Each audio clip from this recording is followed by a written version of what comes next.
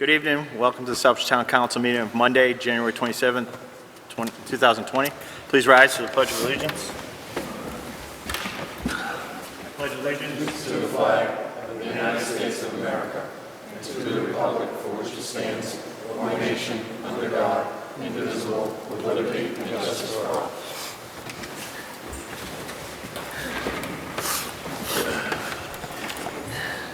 Roll call, Madam Secretary.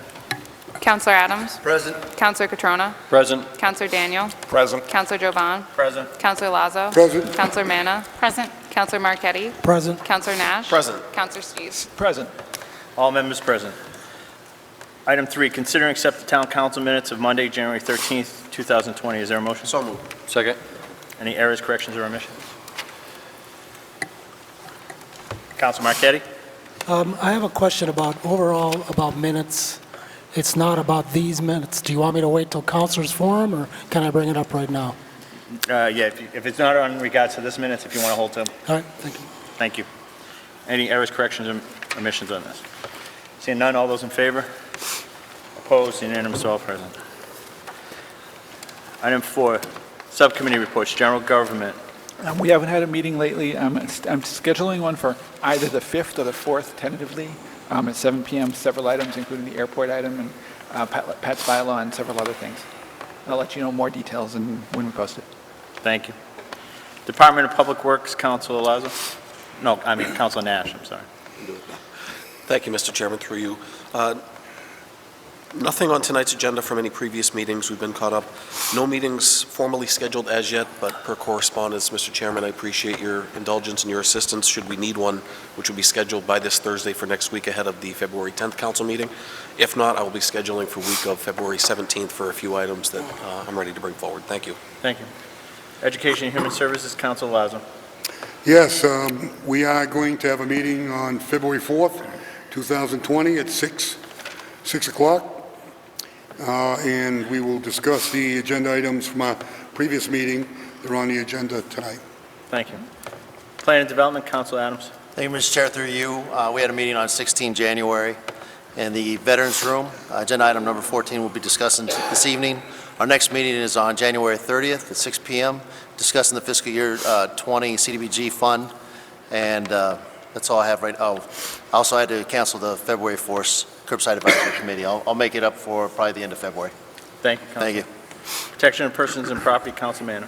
Thank you, Mr. Chair. Through you, I haven't had any meetings since last, but I do have one planned for February 3rd at 7 p.m.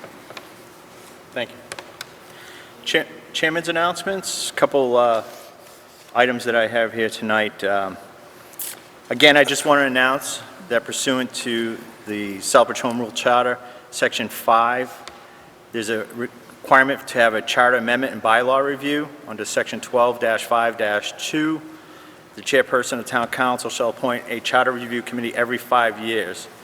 The committee shall consist of 5 members and shall report its recommendations to the Town Council within 1 year from the date of appointment. I've mentioned this probably for the last 6 months.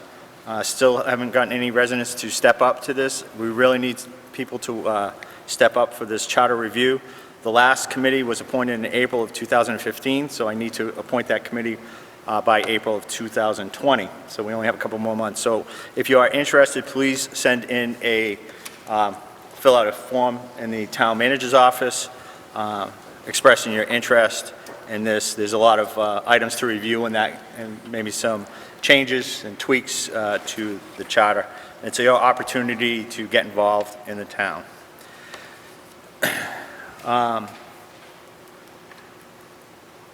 Earlier last week, I was happy to meet with some representatives with the town manager, Councilor Adams, with Franklin Realty, to just let the council know. Franklin Realty will be here next the next council meeting on February 10th to discuss a project at K Street, buildings address 5 through 15. Chip Norton will do a presentation on that.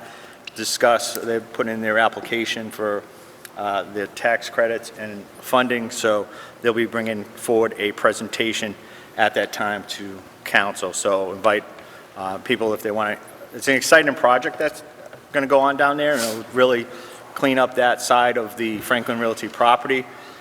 So I look forward to working with that group and in making improvements to that area.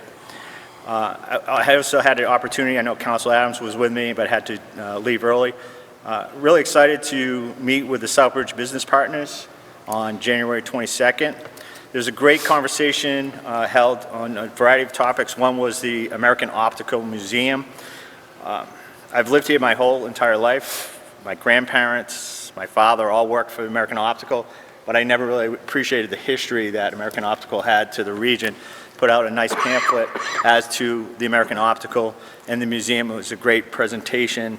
It's nice to see Dick Whitney's passion in that organization. The Trails Committee also brought forward a presentation, and I think we'll have them come to the council pretty soon to talk about a pamphlet they put out for heritage trails. It's a nice little map about the different trails that they manage and maintain. Look forward to working with them on some improvements on the trails.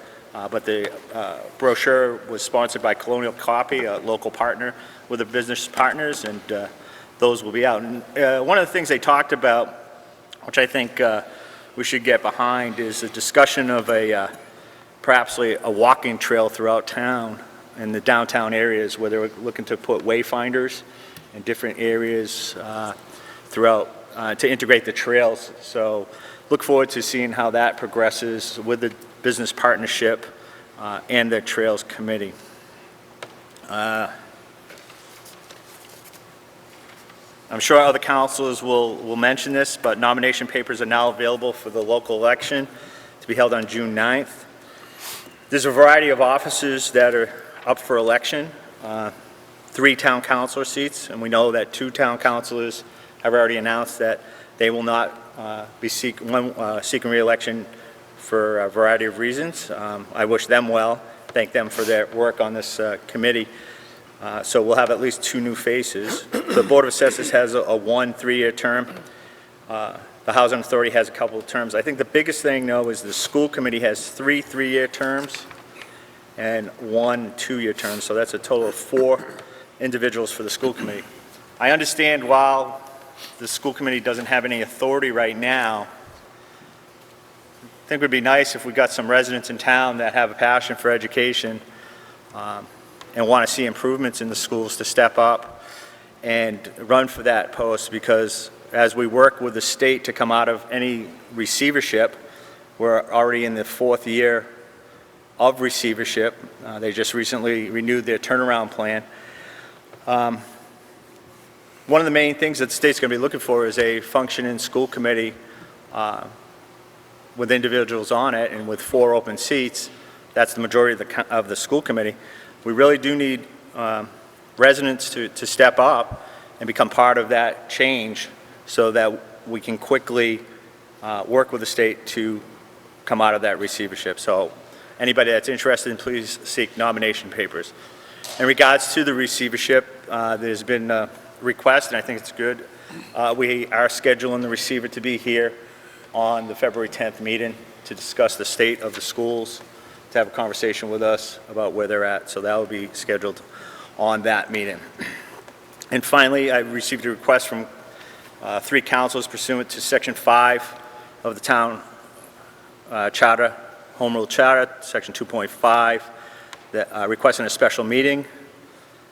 I will be getting that agenda out, and we'll be scheduling that meeting for next Monday, February 3rd, immediately after the Protection of Persons and Property meeting. And that's all I have tonight. Mr. Town Manager. Thank you, Mr. Chairman. I first want to apologize. I've been sick with a cold the last couple of weeks, so I'm struggling a little bit in my voice and stuff. Right now, we are in the process of developing the fiscal 2021 budget. At the end of this month, all department heads will submit their individual department budgets, and we already have developed a schedule for our meetings for me to go through each of those departments with each of the department heads and preparing a budget presentation later in, I believe, March for the town council. We're also working on the 6-year capital plan and getting all that information in as well, so we're putting together those packages. You will see on the agenda, and I'm not going to get into it, we'll talk more about it later, but I talked to the chairman and asked the chairman that we should have some discussions on the budget to see if any of the councilors have any particular input that they'd like to make on the budget process. And when we get to that, I'll frame out some of my thoughts as to the direction I'm going, but I would really like to hear individual members' comments. We will be starting the cable contract soon, the renegotiation of the cable contract, and I'll be coming before you, asking you, we have certain attorneys that you have approved. When it comes to negotiating cable contracts, there's a few specialized attorneys throughout the state who are very good at negotiating these cable contracts. The attorney I'm looking at is an attorney that we've used in the last 2 cable negotiations. He's recognized as being one of the experts in this area through the state, but as of yet, he's not approved by the council, so I'll be coming for you, asking you to add him to the list of approved attorneys so we can move forward with that contract. One of the issues I want to raise, though, is a lot of citizens have concerns with the cable company, the existing cable company. One of the sad things is that in reality, it's almost impossible to change the cable company because they have all the infrastructure already built in town. So it's not like by changing the contract you can change the cable company. They all have their territories, and it's somewhat, I guess, it would be called a monopoly. So you really can't do a lot about it. But I would encourage any citizens that have any complaints or want to make any input as to their concerns that they might have with the cable company, please email them to my office at rsanangelo@southbridgemass.org. Again, the same thing applies to counselors. If any counselors have any comments about the cable contract, or if they've heard comments from residents, I would love to have you email and express those so that when we do get in negotiations, I'll have at my fingertips concerns that we can raise with the negotiation people, or negotiators with the cable company. So it is the beginning of a process, and it could take some time, but I wanted to let you know that that process is moving forward. I met today with the chairman of the Airport Commission, and I just kind of gave the chairman of the town council a heads up. There may be another opportunity for funding from the state for a fuel farm. As you recall, we worked on this last year, and then the federal government was going to pay for part of it, and this federal government decided that they weren't going to fund any of it.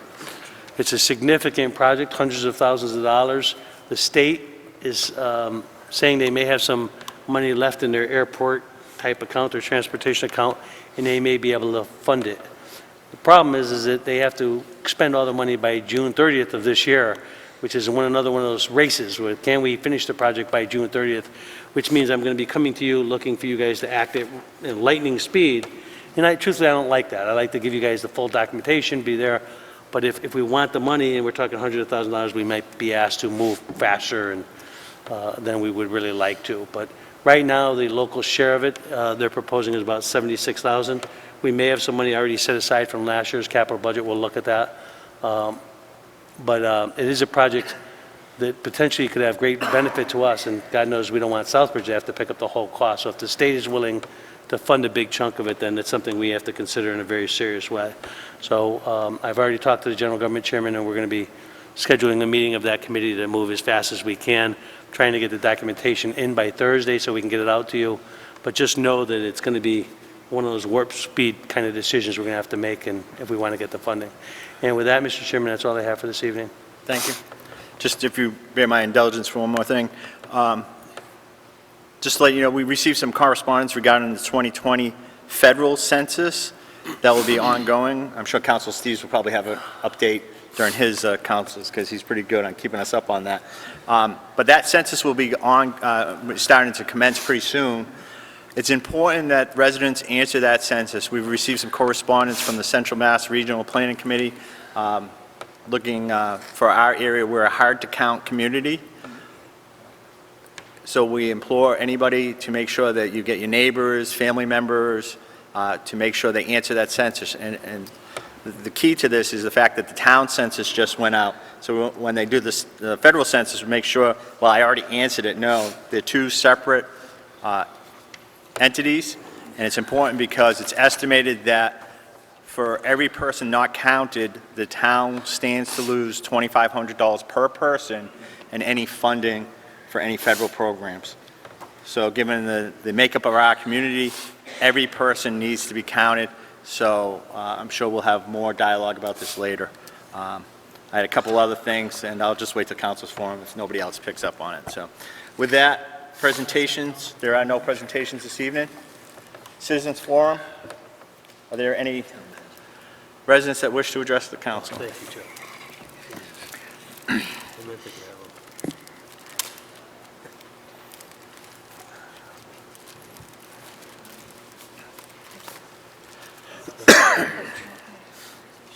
Hi, Maureen Doyle, 771 Lebanon Hill Road, and I'm speaking as a member of the Conservation Commission. Maybe you've noticed the Biomap 2 poster downstairs across from the town clerk's office, outside the tax collector's office, or maybe not.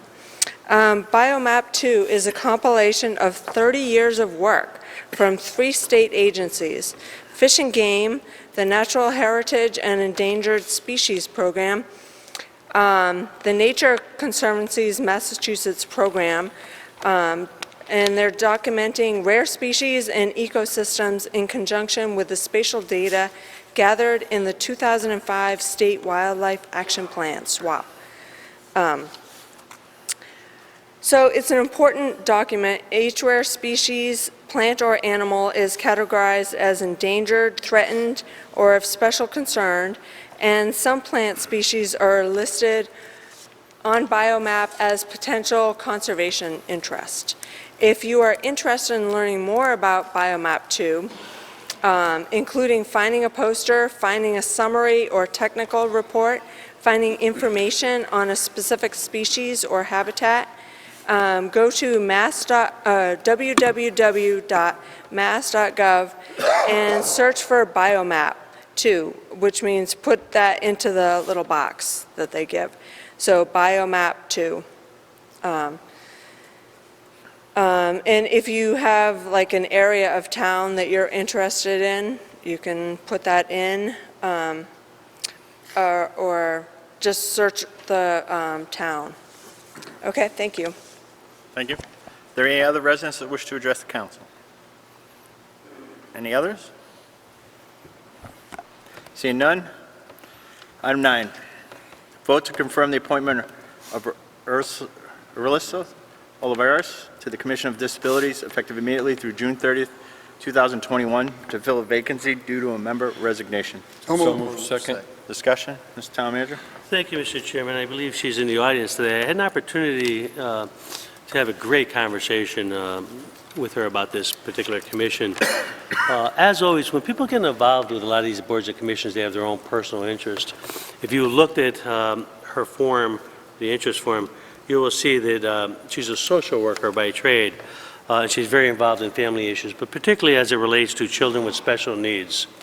What a perfect person to be involved in our Disability Commission, someone who really understands this issue, who cares a great deal, and she volunteered. And it was just wonderful to hear in her voice and as we discuss this position, how much it means to her and how much she wants to make a change. And she lives in Southbridge now, and I just wanted to thank her for volunteering her efforts and think she's going to be an absolutely tremendous asset to this commission. And to answer the question, I believe that she's the last person for this commission. Thank you. Ms. Olivares, are you here? Or come to the mic so that we know who you are. If you have anything you want to say.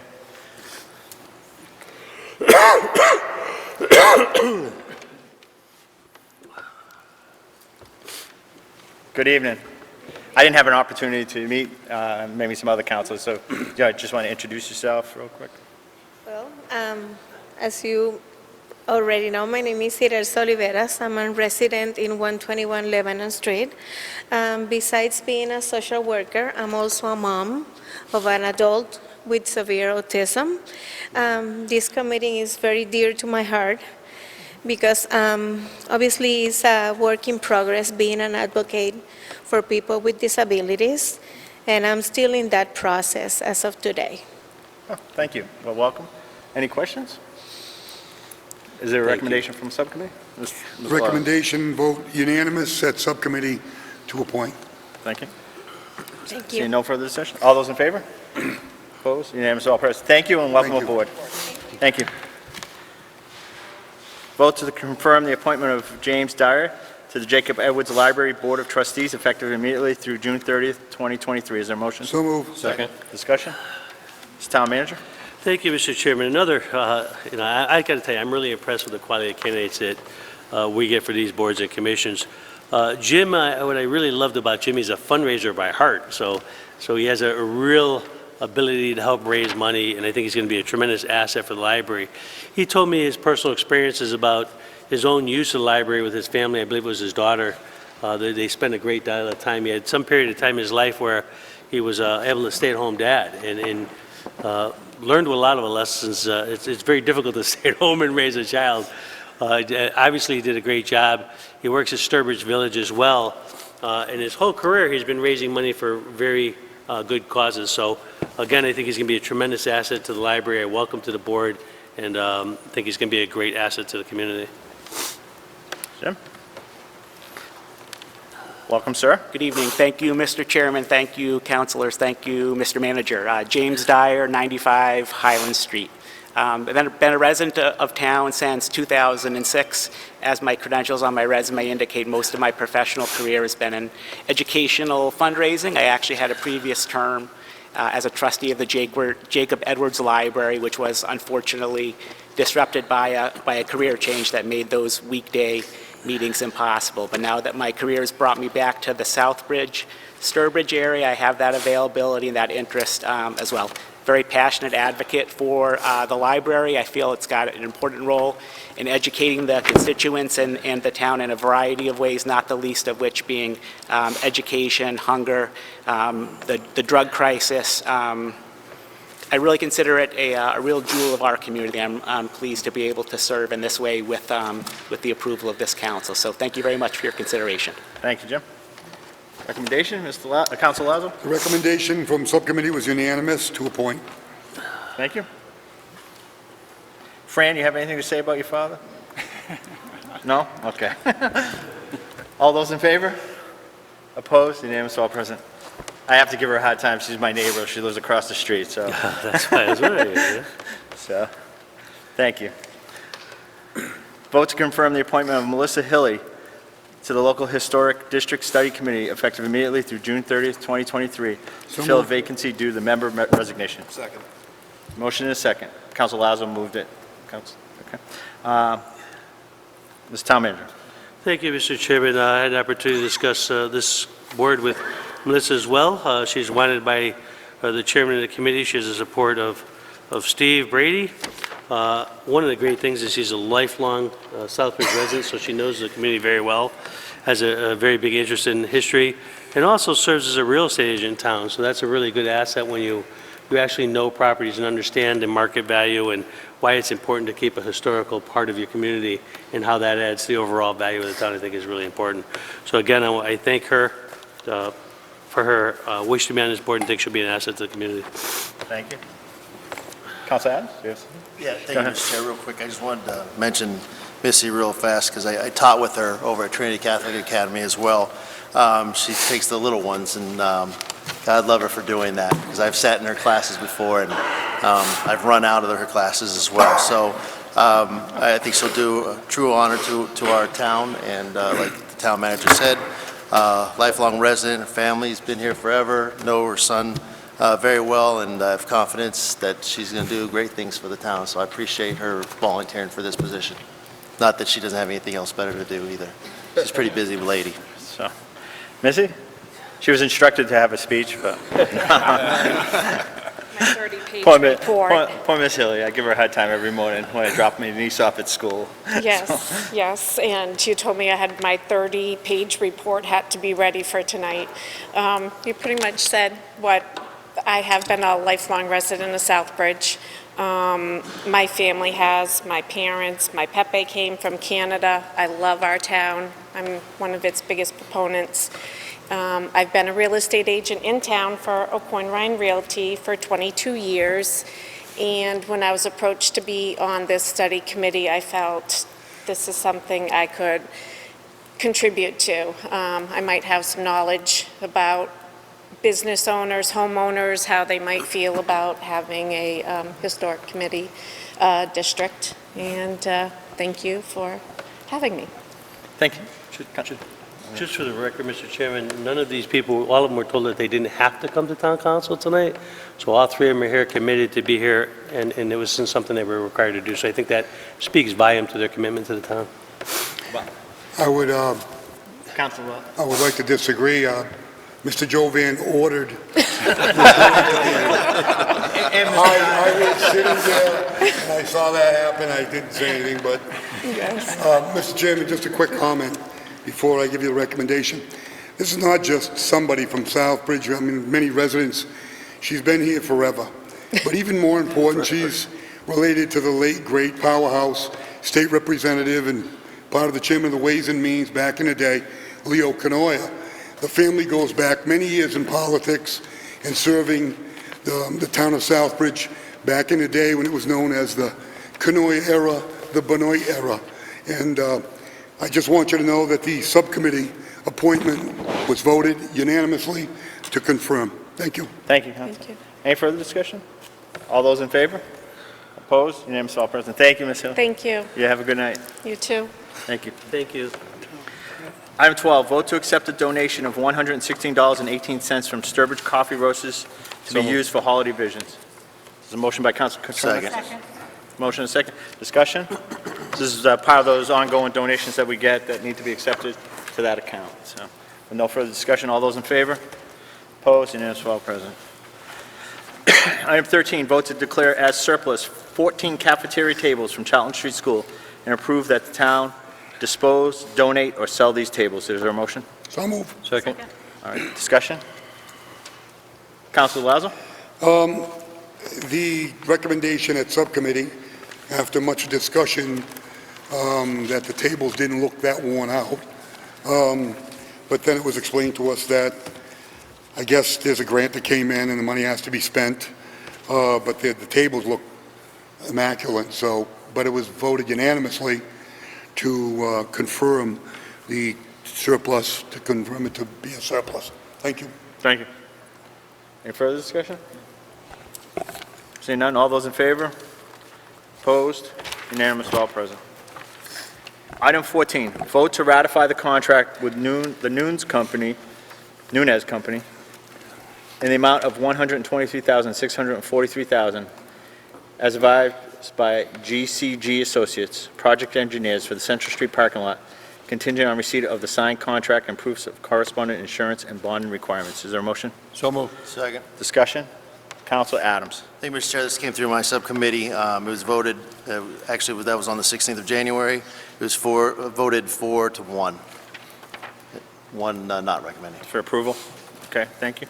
Councilor Marquetti. Okay, I can't support this, another dime of expenditures going for outside contractors for the general Central Street parking lot. You know, I look at this parking lot and I don't really feel that it's met the needs of the community. And I don't think a lot of the majority of the residents even supported this parking lot improvement. I talked to residents, they want their roads fixed, sidewalks, and they don't want the money spent on poorly built, overpriced parking lots for downtown. I've watched this project stumble along, problem after problem, missed deadlines, cost overruns, shoddy work. The original general contractor bid the job in July of 2018 for $684,000, and the project was supposed to be completed by December of 2018. Contractor delayed the completion to June 2019 and an additional cost of $102,000. Then the completion date was extended again to June 2020, and now another outside contractor wants an additional $123,000 to complete it. I know that the chair is correct. The other bid that came in was even higher, so it wouldn't be a good idea for that one either. Now, the engineering cost started out at $30,000. They increased it to $34,000. Then they added an additional $66,000 during Phase 2 and 3. The signs cost $31,000. Then they added an additional $44,000 for Phase 2. So in terms of cost alone, this project has to be the biggest boondoggle in Southbridge history. Then there were constant screw-ups and overpriced add-ons. I ran into Councilor Lazo one day down at the parking lot, and he was looking at some blueprints with the Redevelopment Authority chairman, and they were pointing out that the contractor had installed a light pole directly in front of a handicap ramp. And also, there was a sewer grate directly in front of the Redmonds Club, the entrance to the Redmonds Club. And then after that, the paving was done during a rainstorm, and the result was a compromised pavement. And the town manager said that pavement's going to crack, and it's going to have to be replaced. And now we have $750 trash bins, $650 bicycle posts, $650 tables, $500 chairs. In my opinion, the project was poorly planned and oversight was non-existent. It was the wrong project, wrong place, and the wrong time. I don't think the residents asked for this project, nor do they want it. They want their roads and sidewalks improved in the rest of the town. And, you know, I look at this project and I think it's truly been what Councilor Lazo described as the parking lot from hell. So I don't want the project just to sit unfinished, don't get me wrong, and I'm not blaming anybody up here for it. God knows I've made mistakes voting on this as well, but, you know, I wasn't on the council when this project was approved, and I don't want my name associated with it for any more approvals for this clear, misguided priority. So, therefore, I'm going to abstain on this tonight. So, thank you. Thank you very much. Council Manor? Thank you, Mr. Chair, through you. I'll have to somewhat agree with Councilor Marchetti on his concerns. This has been a very long, lengthy project. Is Rosemary out there? Maybe she can come up and talk to us and tell us why it's taken so long, why the delays, why the extra costs, why? We know it's CDBG money. But still, that is money, like Councilor Marchetti stated, that could go onto some roads or maybe some sidewalks or something. When the original sidewalk was brought forward, I don't know, it was, I think just after I got on council, even before they were talking about a parking lot and stuff. I was totally against a parking lot, back before 2013 when they started talking about it. But it would be interesting to know why this has taken so long and address Councilor Marchetti's concerns and a lot of other councilors' concerns. Thank you. Rosemary? Good evening. How much time do you guys have? All night. You just threw a lot out there, so I'm not really sure what I should be addressing first. Can you go to the mic a little bit? Yeah, you got to lift the mic up a little bit. I'm not sure what I should be addressing first, because if you think it's a long project, try actually being in the trenches, no pun intended, going through the administration of this. And I don't want to take up too much time. I know many of you are very aware of the delays and the cause for the delays. Do you have a suggestion of where I should start with this? Okay, so I'll just give you a quick high-level overview. This project was approved by this town council for when we submitted our FY18 grant application. It was considered to be the entire project over just over $1 million, but forgive me, I don't have all of those figures in front of me. We knew from the beginning that this was going to be a phased project, that the first phase would be in one construction year, and the second phase would be in the second construction year. So the first phase is the phase that B&W Paving bid on. They were the only bidder, if I'm not mistaken. It was awarded to them, and there were a lot of problems. One of the problems was that there was a very, very rainy fall. In that year that I think it was the fall of 18, if I'm not mistaken. Actually, no, that would be the fall of 18, okay. And so that caused the project to be delayed, and they had to come back in 19, the construction season of 19, to finish it. And they definitely, we were not happy with them. As you all know, this has come before the town council. The town manager did an excellent job negotiating with them. There was a lot of retainage kept. Our engineering firm that oversaw, there has been a lot of oversight of this, but we also can't control everything that a contractor does when they're incompetent, as this one has been, and slow and difficult. So that was negotiated. Phase 2, and actually part of that delay was when we went out to bid, we got no bidders. So the engineering firm had to figure out how to, actually I guess it was just a different time frame that they went back out to. For Phase 2, GCG, again, the engineering firm, went out to bid in the spring of 19, and we only got one bid. It was from B&W Paving, who of course we wouldn't have wanted to have hired, and it was about $80,000 higher than the funds available. So again, there was a delay. We stepped back. GCG worked with us on strategizing what to do next. So what they did was they took Phase 2 and they split it into 2 phases. And they said because Phase 2 had 2 kind of distinct categories of specialties, that perhaps that's why we didn't get, we only got that one overpriced bid. So they took out kind of the street furniture and the plantings and all of that. They separated that out from kind of like the flat work, the paving, the granite, and the electrical outlets for the, now, I'm sorry, this is a little difficult with, I didn't know I was going to have to answer all these questions tonight. But, so anyway, they separated it out and said, okay, let's bid the new Phase 2, which is just that flat work and the concrete and the granite, and let's bid that out in the fall. And they felt that we would get more bidders, and they were correct. So Nunez was the lowest bidder, and yes, there was a delay in that, and I think by now you probably have received the timeline that I went in kind of painstaking detail to explain what the delays were. As you can see, there was a lot of oversight, especially from our CDBG coordinator, Peg Dean. Constantly, I mean, this takes up a lot of our time to babysit, but we certainly did.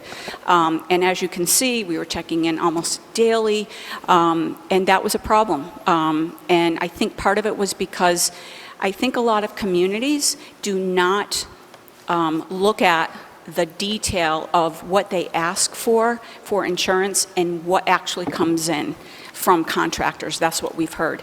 But Peg was very diligent and looked exactly at what we had asked for. Some of it really wasn't needed because there was no vertical construction, but that was one of the insurance coverages we were asking for, which was builders, I don't remember exactly what it was called. So then we had to wait and talk to our town manager, who is our procurement officer, and ask if he could waive the need for that. That's legally allowed. He was able to do that. But these conversations take time. People have to be available. They have to sit and be briefed. So I'm trying to explain all of the delays. So we got through that hurdle and signed the contract, got that approved in front of the town council. And then now we were up against cold weather. I think we delineated all of what happened there because it was having to pour concrete. And we were already getting into the cold weather, and before they could pour the concrete, they had to order the granite curbing, but before they could order that, they had to have the notice to proceed, but before we could give them the notice to proceed, we had to have the adequate insurance, so it's a domino. So by the time they were able to order the granite curbing, because it's so custom, they were told it would take 4 to 6 weeks for it to be fabricated and delivered. And so they could see, looking ahead, they've been very good. I have to say, they didn't start out well with that insurance issue, but other than that, they've been fantastic. And we know the difference. They've been very communicative, very cooperative, provide us with all of the paperwork we have asked for, and they looked ahead and said, you know what, we're going to give you a heads up right now that we think it's possible that we'll have to wait until the spring to do this project. And so we said, okay, but let's just keep pushing forward to see what will happen here. And lo and behold, they were right. And they were at least going to get the curbing in, but then I mean, our weather has been all over the place, but during that period, it was very cold. The ground would have been fairly frozen, and they didn't think that was a good idea, and neither did our engineer, and neither did our DPW director. So after that conference call, we decided, don't risk it, because you're going to risk the quality of the finished product. Don't put that granite curbing in at this time while the ground is so cold. And so that was put off. Meanwhile, we went out to bid for the third phase, which, as you know, was broken off from the second phase, and that is for the street furniture and the plantings and the installation of all of those things. So remember, we've had problems with not getting bids or bids being too high. So our engineer, again, trying to strategize with us and figured out kind of a budget to put into the bid materials of $175,000. This time we got two bids. One was about $123,000, and the other one was somewhere around $180,000. So unfortunately, when you go out to bid, the law says, unless there's some other reason, you have to take the lowest bid, and that was lowest by far, and it happened to be Nunes. So, you may feel, and we may feel, that some of those individual items seem ridiculously high, but we can't legally negotiate. Once we go out to bid and we get the lowest bidder, we cannot negotiate individual items. And apparently what happens sometimes is contractors will, to get to a total figure, they will, I'm going to just look at my notes. They will divvy up kind of their costs across the overall bid to justify that total cost. So what happens sometimes is there's some costs, some items that might be lower than what their cost is going to be, and so they make it up in other areas. But that's not up to us to negotiate individual items. We're not able to do that. We look at the total amount. It's well within the funds that we have. It's $50,000 to $60,000 less than the second bid. So we really have no choice but to accept that. If we didn't, from what I understand, there could be legal repercussions. They may want to file suit. Does that address a lot of the things that you brought up? I'm sure there'll be follow-up questions. So. Pardon me? I know there's a couple of councils that have follow-up questions. Okay. So, I know Councilman is indicating one question about the spread in the contract price, correct? Well, a couple. I Yeah. was going to bring up a couple things, but I think, was there somebody Council before me? Lazo was first. Yeah. Council Lazo? I'll yield. You yield? I'll yield to the Councilman? previous speaker. Oh, thank you, Councilor Lazo. So just a couple things. Something I picked up on when you said, and, I'm just going to point it out. It said this was something you can't control when they're that incompetent, and you're talking about the... Sorry, I didn't catch what. Something you can't control when what? Something... I just didn't catch the end of it.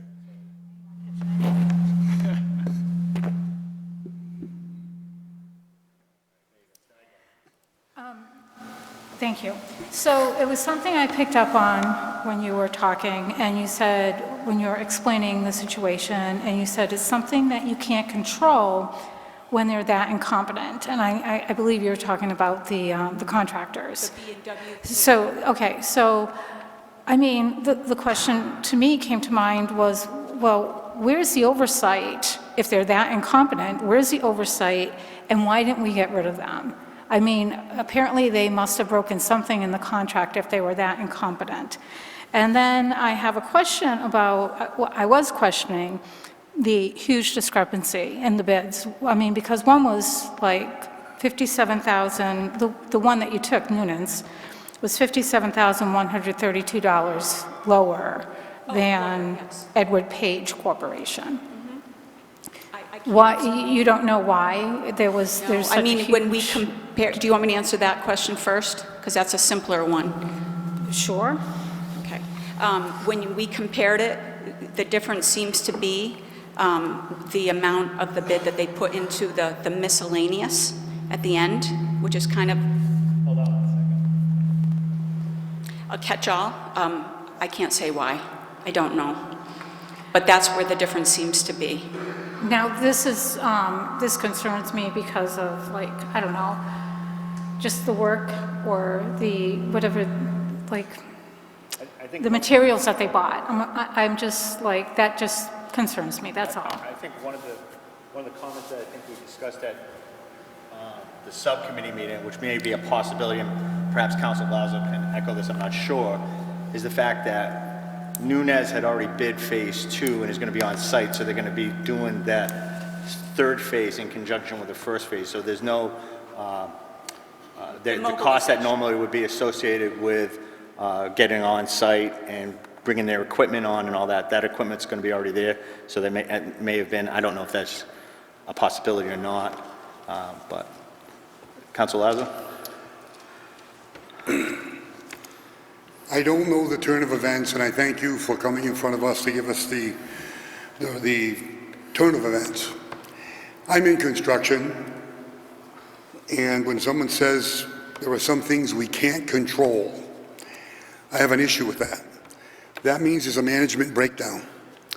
Anytime you start a project, your prior planning prevents bad performance. I'm on a construction site right now. It's planters, curbing. I put 160 yards of concrete down flat work in the last 6 weeks, but they can't work over there. And we've had some warm weather. We had some good things.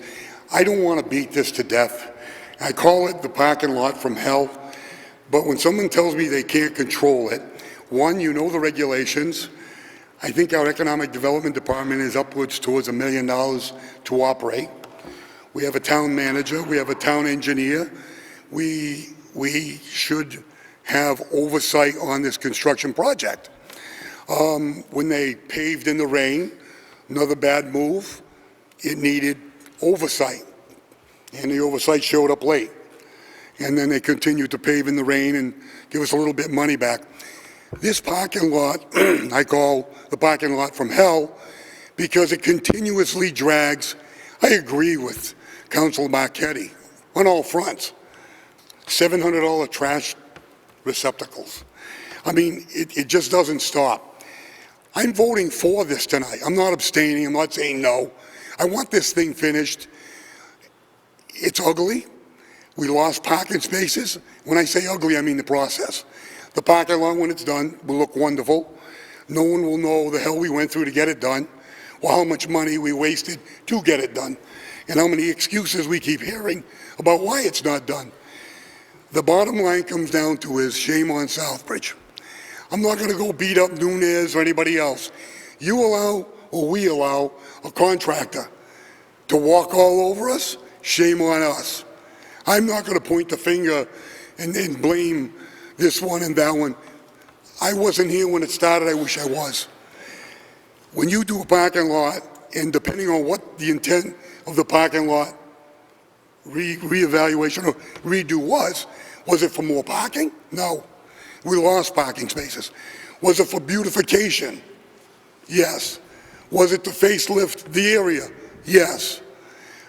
So we're so far in the tube right now, there's no turning back on this. We need to push this over the finish line. I'm not happy with it. I'm not happy with the performance and all the wonderful things that happen. And yes, when a human being cannot read a blueprint, that there is a sidewalk there, and they put the light post in the way of the dumpster run between the two buildings. You don't have to be a rocket scientist to look at a blueprint, and they forgot that the sidewalk was there. I mean, it's ridiculous stuff like that, that if you're a professional, the minds should come together, the oversight should be there. You don't have to sit there with a landowner and say, this light post, which is wired in, which is installed, has to be moved over. I'm sorry, I have nothing good to say about this project. Just let's get it done, and I'm all done with the excuses. Thank you. So I wanted to answer a question that didn't get answered of Monique's. You asked about that it caught your attention when I said there's some things that you can't control. And what I mean is that you can't have, our engineering firm was hired to do the design and to do construction oversight. However, they cannot be there 100% of the time looking over the workers' shoulders. At some point, you assume that you have professionals here that are in the business. You don't expect them to come and pave when it's raining. We told them not to. In fact, I'm going to just say a couple more things, and I'm going to ask Peg to comment on that, because she's poured her heart and soul into this project, and this has taken up everything, all of her time. So there has been oversight. As soon as we knew there was a problem, we corrected it, we asked them to correct it, but we can't control their actions ahead of time beyond what we already have done. So, Peg, if you can just come up and speak to a couple of the issues. For instance, what happened with the rain and what they were doing and what we asked them to do. And All right, hold on. I have a couple of councilors that have questions Sorry. first. Councilor Steves? Oh, thank you. Actually, this is more through you to Peg, actually. I know that, I think it's interesting, you look at this list of, it's like 43 trees and a bunch of other stuff going on in here. I said, you look at this list and there's a bunch of, like 43 trees and a bunch of other shrubs and stuff going on in here. And I was curious about this. Does this take into account the work that OPACOM's going to be doing to plant free trees in that parking lot? Do you mind if we just finish answering that question that Monique had? That's really important to me. It wasn't only my concern, it was another council's One of her concern. concerns. All right. I'd really like to Do answer you that. yield for that? And then Councilor Lazo, do you want your question? And they might I'll answer. yield. You'll yield? Thank you. Okay. Go ahead, Peg. Go ahead, Peg. Can you mention about the rain? Sure. With the rain, I think that the communications were very transparent. There were emails sent prior weeks trying to figure out the schedule for the paving. Our engineers, the project manager, Tony Ma, was scheduling with them.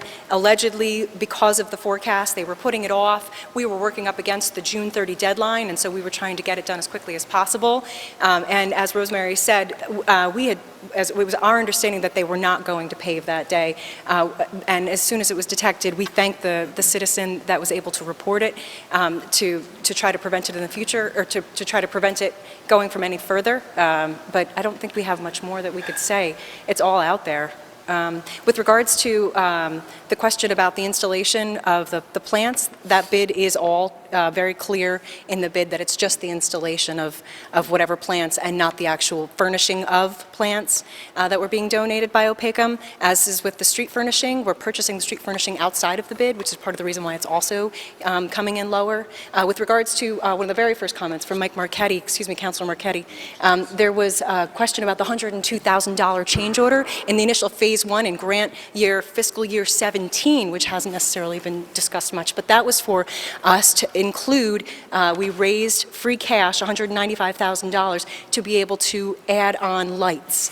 So that $102,000 was a choice of the towns to be able to supplement this project with additional lighting, which is just a small point of clarification. And as Rosemary said, we've done our best to try to do our best with oversight from the basement, but unfortunately, I feel like a lot of circumstances were just the perfect storm of unfortunate events. Councilor Steves, you have a follow-up? I do, actually, just to clarify. So did I just hear you say that these things here, these 13 each, 6 each, 24 each, that several $100s a pop, are installation of Correct. trees that OPACOM is provided? Correct. So one of the best parts of... I think the OPACOM grant includes installation. If you want to join us, you'll be at the next steering committee. One of the best reasons why this is the ideal first project for the OPACOM Land Trust's grant is that they have to secure the labor, the volunteer workforce, and whatever supplies they would need to be able to install the trees. With this, we have the opportunity to pay for the installation through the grant so that we know that we can get it done immediately within this first spring project window. It was a sort of bonus. Councilor Lazo? Again, I urge my fellow councilors to vote for this. Let's get this out of our hand and get it finished. and I got to swallow a big pill because Mike Marquetti's right on this one, okay? The one thing I want to ask, Rosemary, have you been here through this project from the beginning to the end? Yes, I have. Okay. How many job meetings have you attended or has a Southbridge resident or representatives sat down weekly, monthly on the job once the job started? Did we ever have job I meetings? can't give you a number. We hired an engineering firm, and as Councilor Marquetti has stated, they're being paid pretty good money to be our construction oversight firm.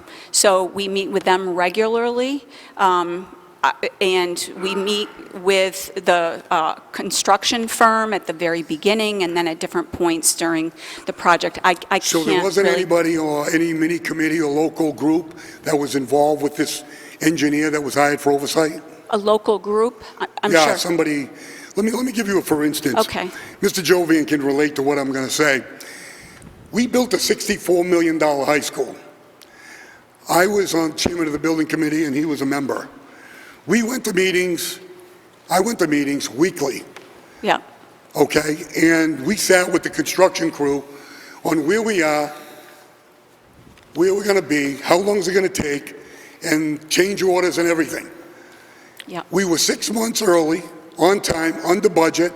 Wow, And that's there were local fantastic. people in the building committee that was in the job trail at all times. Great.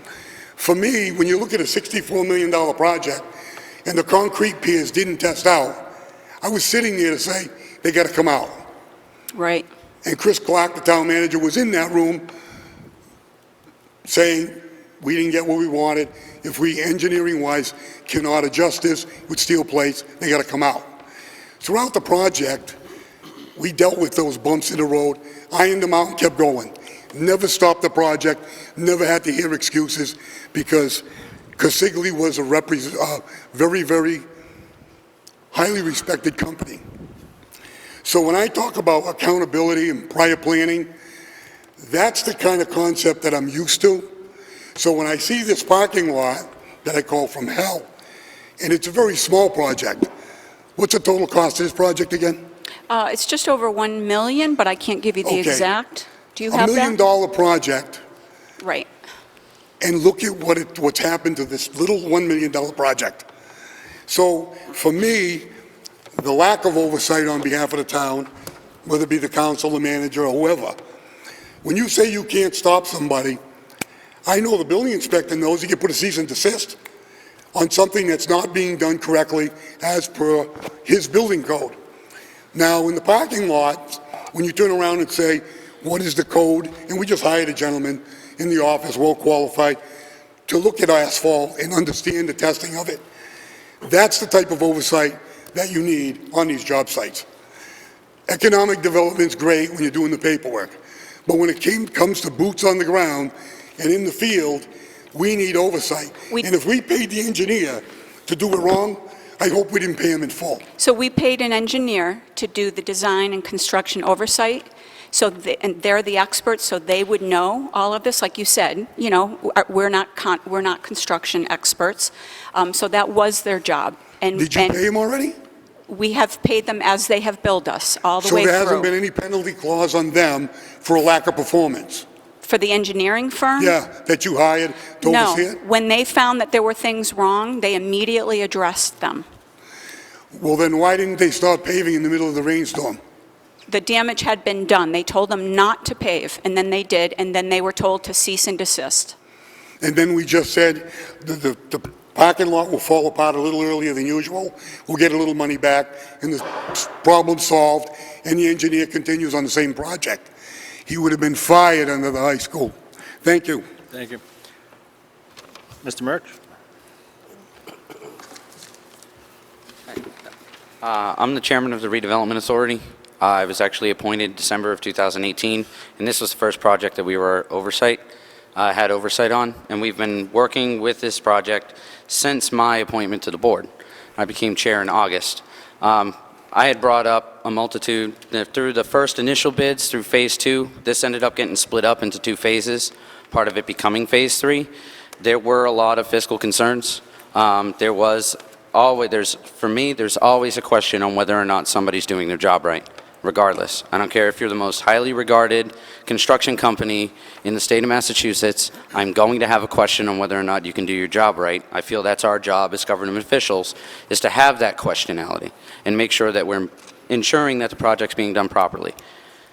There have been mistakes that the Redevelopment Authority has addressed in conversation that Ms. Rosemary and Ms. Pegg answered for and gave us these answers in detail, same that you have heard tonight.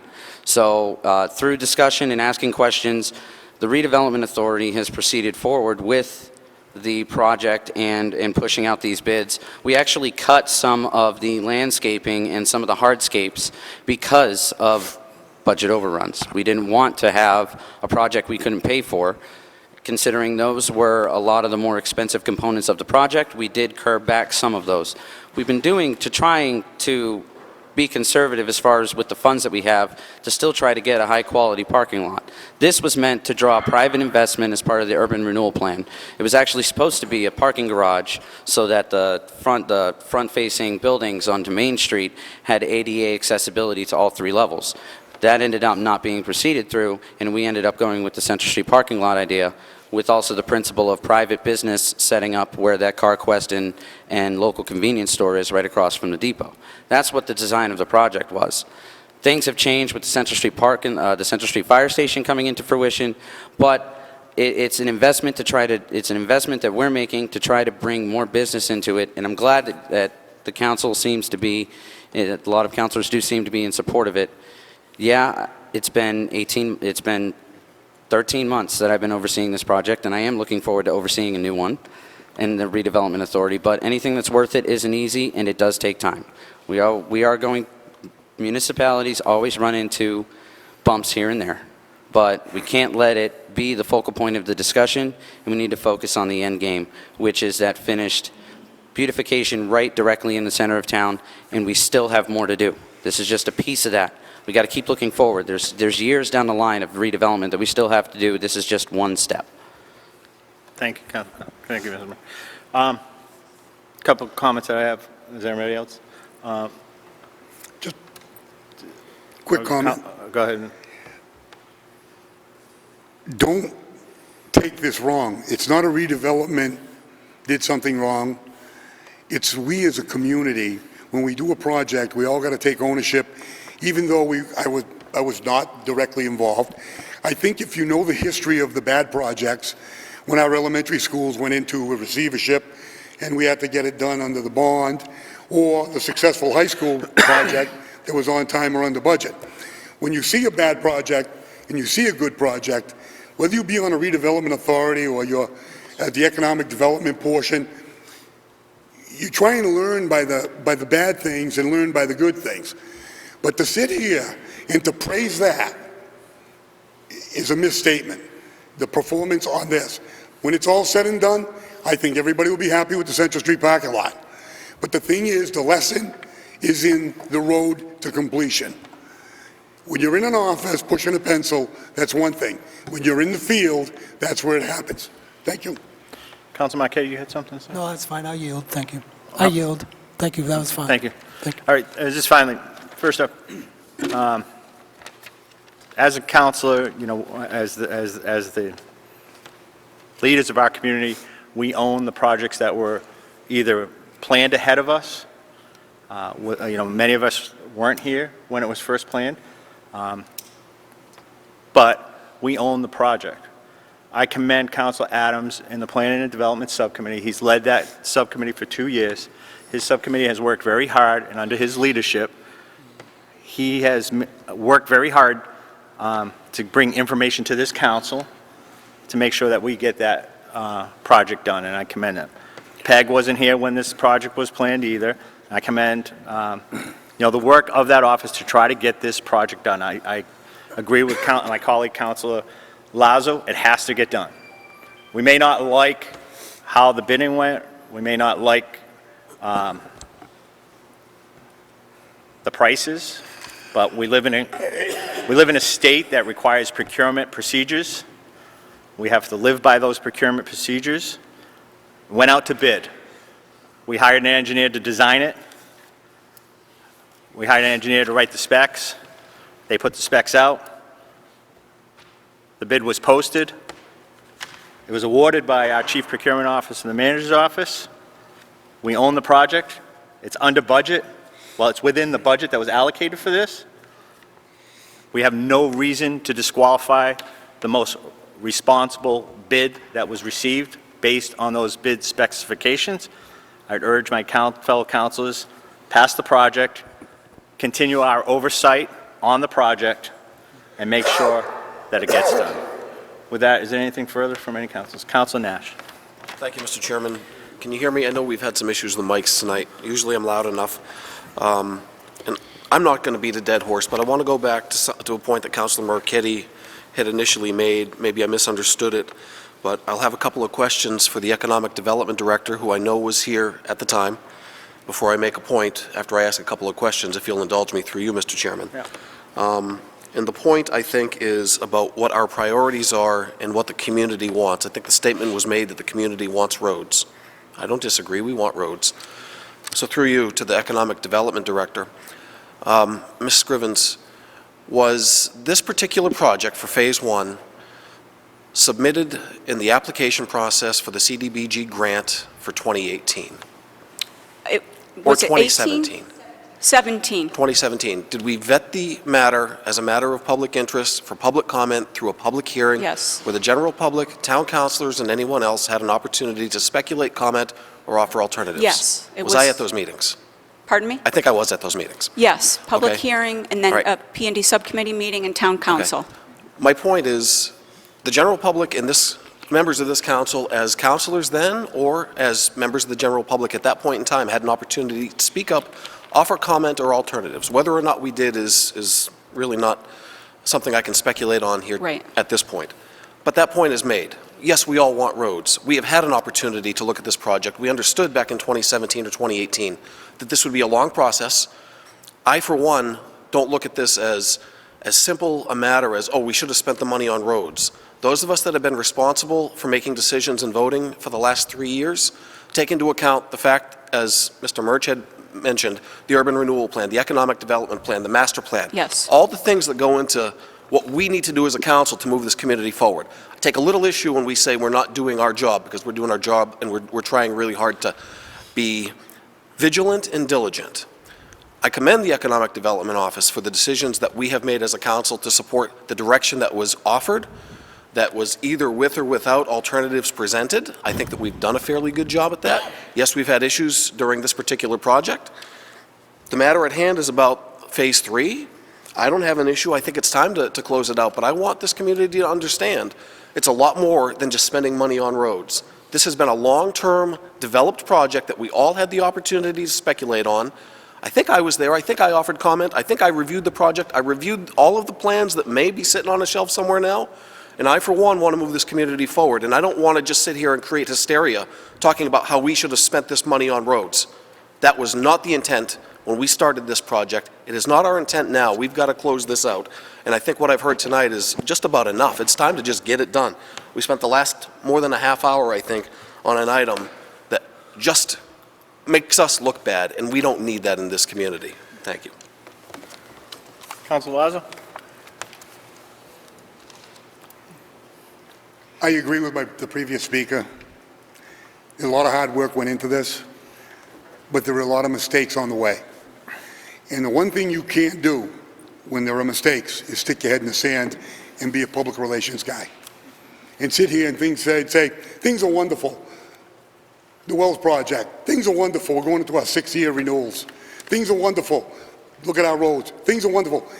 I ran for office for the same reason these gentlemen and these ladies ran for office, to try and make us a better community. I'm probably not as polished as some of the gentlemen up here, because I don't want to be. I want the truth. So if you identify a problem, you can attack it. Let's go fix it. How? Town manager, our team. I'm with them. Let's go, our team. We got some real qualified people in this town that know what they're doing. And then we have some that don't know what they're doing. And this is where the council, the buck stops here. We need to identify the problem. I don't want to sit up here as a cheerleader. I want to sit up here as a counselor. I think we have a lot of good people, redevelopment plans, economic development. I give kudos to Adams every time he gets into a meeting. It's always about the development. Try and keep it positive. But when the things are not positive, don't make believe. Fairy tale land is for kindergarten kids, not for adults that have to spend millions of taxpayer dollars. That's my point. I'm on board with everything my fellow council have talked about, but it fell short somewhere in the production. We need to get a little bit better at that. I don't think that we should have, I don't know where this, should have taken this money and put it into roads. Parking lot project was a priority. It was voted on. Let's get it done. I am voting for it. I urge you to vote for it. But if you're looking for a PR guy, you got to talk to somebody else. I'm not the guy. Thank you. Councilor Adams. Thank you, Mr. Chair, through you. So I'll make it very quick. First of all, I want to thank the town manager for and the town council at the time for putting the seed money to start a project that was, I believe, began in 1995, somewhere around that period. And it finally started some traction. I want to thank the economic development. I want to thank the CDBG coordinator and all those others that partook. Is it a struggle? It has been a struggle. And I will say the same thing as Councilor Marquetti, as of quite a few. I would love to see the price tag lowered, if possible. But maybe that's above our pay grade. We don't know. But as Councilor Nash had pointed out, public meetings, public hearings, council meetings, subcommittee meetings, it's all been out there, out front. There has been struggles, and I agree with that. There's no doubt about it. But that Central Street parking lot, though we're missing a few parking spots now, is infrastructure for our town. It is part of what we're looking at. Next thing is Main Street, possibly West Street, and we're moving on, and we got to move forward. The point is, when we see something, and I agree with Councilor Lazo, you can either sit here and say, stop the whole project, and what you're going to get is a dirt path with a bunch of granite stacked on top of each other over there, starting today, or you're going to wait till the springtime, pour the cement, do it the proper way, and I agree, I'm not a construction guy, I don't do that for a living, but I believe Councilor Lazo at the same time that some of this work could have taken place. The curbside itself, the granite curbside was specific to this project, so it took a little bit of time. I'm in favor of it. I've never changed my mind on that, never wavered from that whatsoever. It's not what, like you said, burying your head in the sand. It's either that or move forward. So, I'll applaud everybody up here, even if we disagree. The point is, it's infrastructure for our town. If the Agricultural Commission can do their part and bring in farmers market, crafts fair, whatever it may be, to that area that they built, and that whole area should be regenerated. It's a walking town. If we could have those things, those people will come there on those Saturdays or Sundays to help out. It's the bigger picture. It's not what's in front of us always right now. So I urge everybody, I took a little bit longer than I thought, a little bit more passionate than others, but anyways, I'll have a beer after this. Thanks. All right. Councilor, anything new from anyone? All right. Councilor Steves. Just one quick thing. For those of you who are concerned about this and the stuff we've been talking about and so forth, and just to remind you that the P&D meeting is going to be doing the fiscal 2020 community block grant application on Thursday. So, thank you. Seeing no further comments, roll call. Yes. Yes. Yes. Councilor Jovan? Yes. Councilor Lazo? Yes. Councilor Manna? Yes. Councilor Marquetti? Abstain. Councilor Nash? Yes. Councilor Steves? Yes. Motion carries. Thank you. Let's get that project done. We look forward to talking about FY 2020 this week and the community block. And again, community block grant, like Councilor Adams said, let's get this project done. The grant coming up with Chapter 90 monies to redo Main Street, water mains, that's an exciting project. I know a lot of people have said, well, we're going to replace the water main all the way down Main Street, a 100-year-old main. We're going to redevelop that area. We have Hook Street, La Rochelle Way, That's all in the queue to be redeveloped. There's a whole downtown redevelopment plan, exciting stuff. And FY20 move into a different area of town perhaps to fix that. And when we work with these developers as well, Franklin Realty that has very aggressive plans to develop that property. Southbridge is moving in a direction that I think we can see some excitement. And I agree with my colleague, Council Lazo. We can't ignore and bury our heads in the sand. If there's a problem in a project, we own it though, we fix it, and my mantra is always, what's next? This is done, what is next? Because we have to keep moving the community forward. And with that, I'll turn it over for the next discussion, which is the FY21 budget.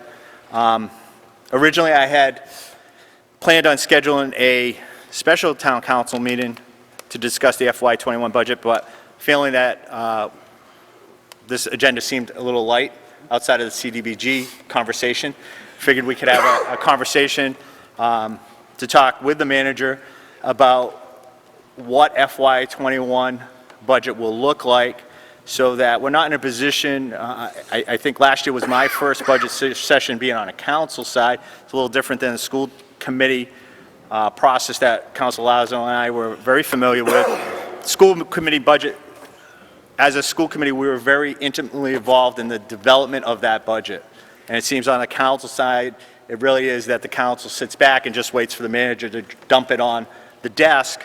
And then we sit there and go, well, we didn't want this kind of increase, we don't want that. So I think this is just really to have a brief discussion as to what council's thoughts are of what direction we might want to see in the next year's budget, and what the town manager's priorities as they develop their budget and get those budget figures in from their department heads in the next week or so as they develop their budget. So with that, I would just ask the town manager first to just outline what his priorities that he sees that as a manager, what he's given as the marching orders to his department heads as they formulate their budget, and have a conversation about what our expectations might be. So with that, Mr. Manager.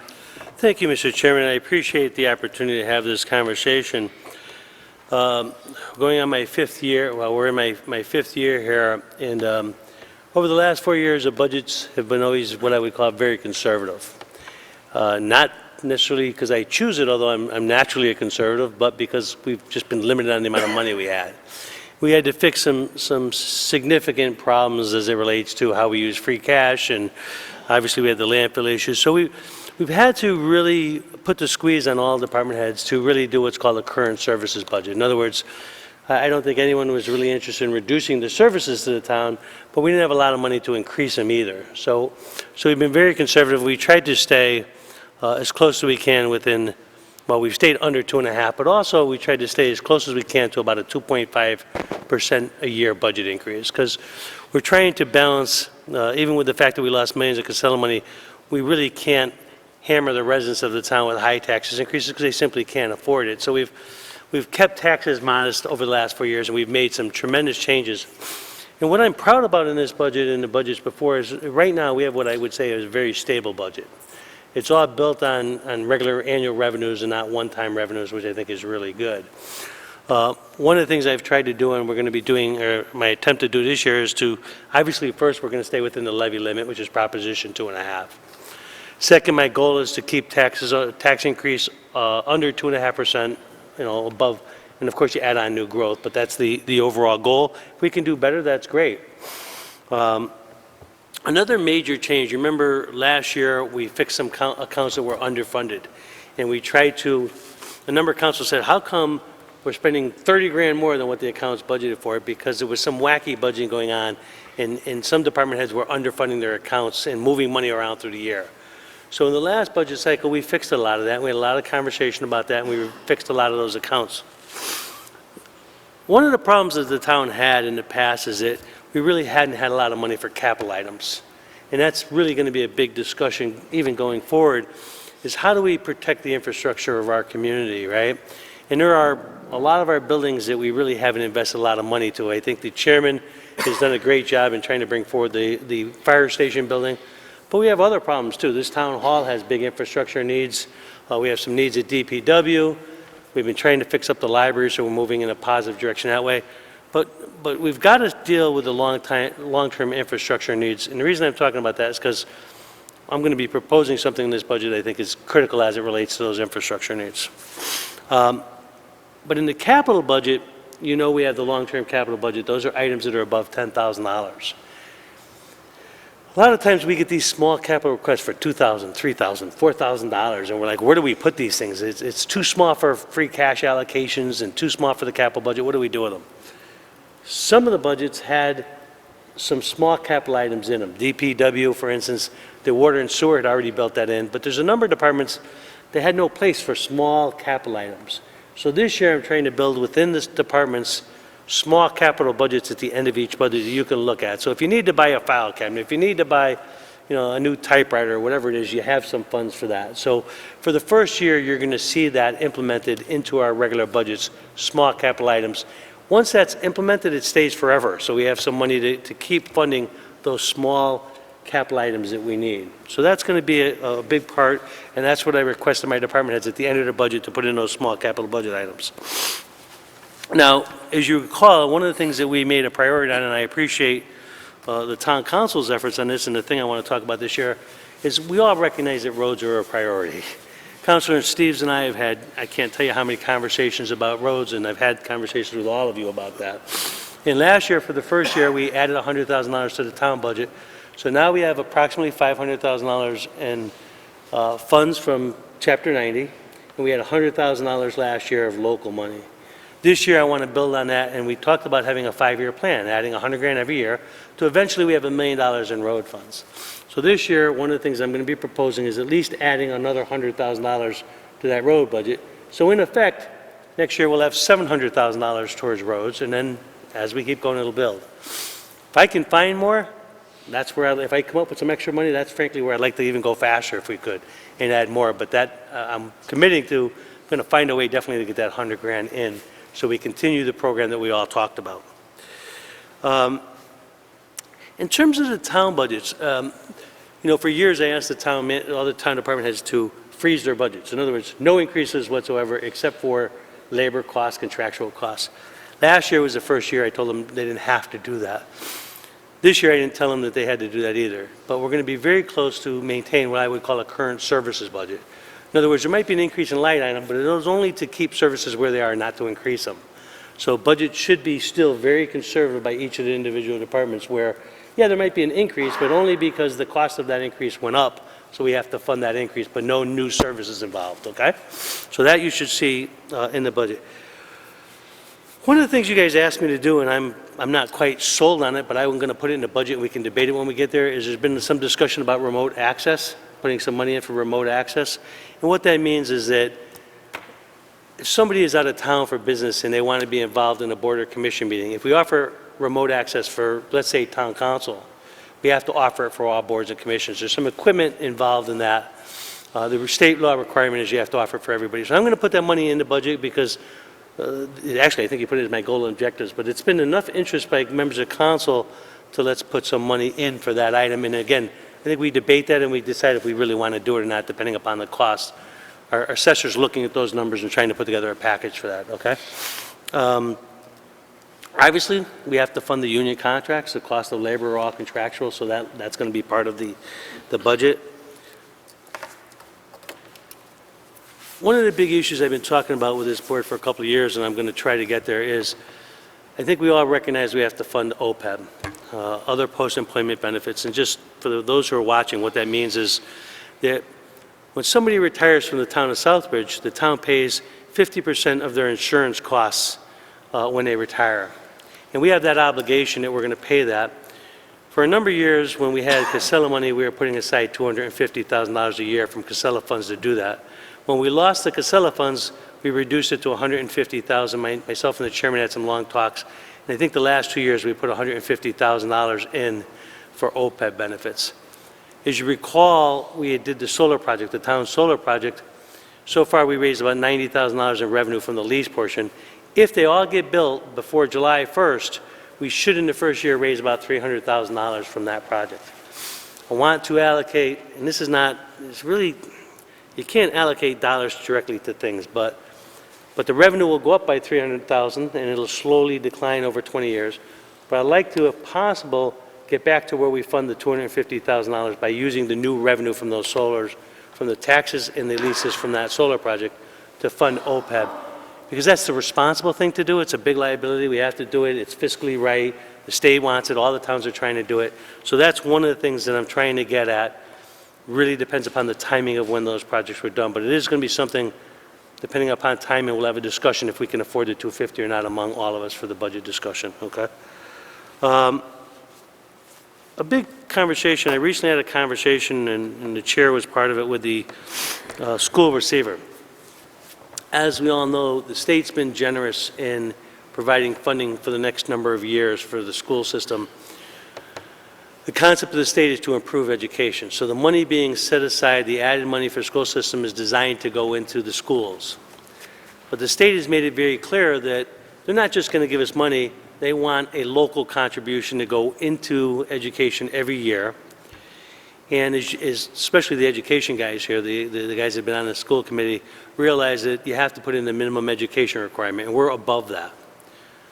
My goal, at least, will be is to keep, if let's say we're $1 million above the minimum education requirement, my goal is that we keep that level of that being above the minimum by the same level as much as we can, and use state money and local money to keep us there. So that's something I'm going to be looking at, and again, I'm sure that's going to be a very good discussion among us of what we can do and how we do that, right? And there may be other priorities of some members. We'll talk about them when we get there. But that is something that we can talk about. The only other little item that I wanted to mention, we had put some small amount of money aside for subcommittee meetings. Town council, part of their responsibility, obviously, they have subcommittee meetings and they prepare. It's very difficult to be a subcommittee chairman and to try to take minutes of a meeting. And we put a little bit of money aside for those heavy meetings, but not nearly enough to fund a clerk at all these meetings. And frankly, clerks are hard to come by. But I think we could talk a little bit about, do we want to increase that amount somewhat to make it take a little stress off council members so they're not under the gun trying to take minutes. I just think it's very hard to focus on a conversation when you're trying to take the minutes of a meeting as well. So that's something I think we should be able to discuss at budget time. So those are kind of the parameters I'm going by. The big issue, though, and I brought it up again in a brief conversation with the chairman, I'm very concerned about the infrastructure of the town. And when I mean that, I'm talking about buildings. I'm constantly trying to talk with DPW about looking at the buildings and trying to figure out how we can maintain them and what the major construction projects are to fix roofs on this building or whatever it might be.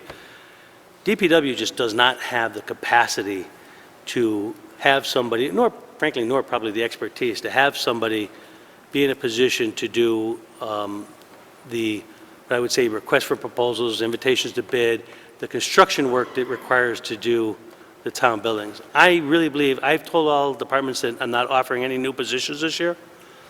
The exception to that is DPW. I think that we need to have a facilities manager to look at buildings and make sure that we don't let our infrastructure continue to collapse.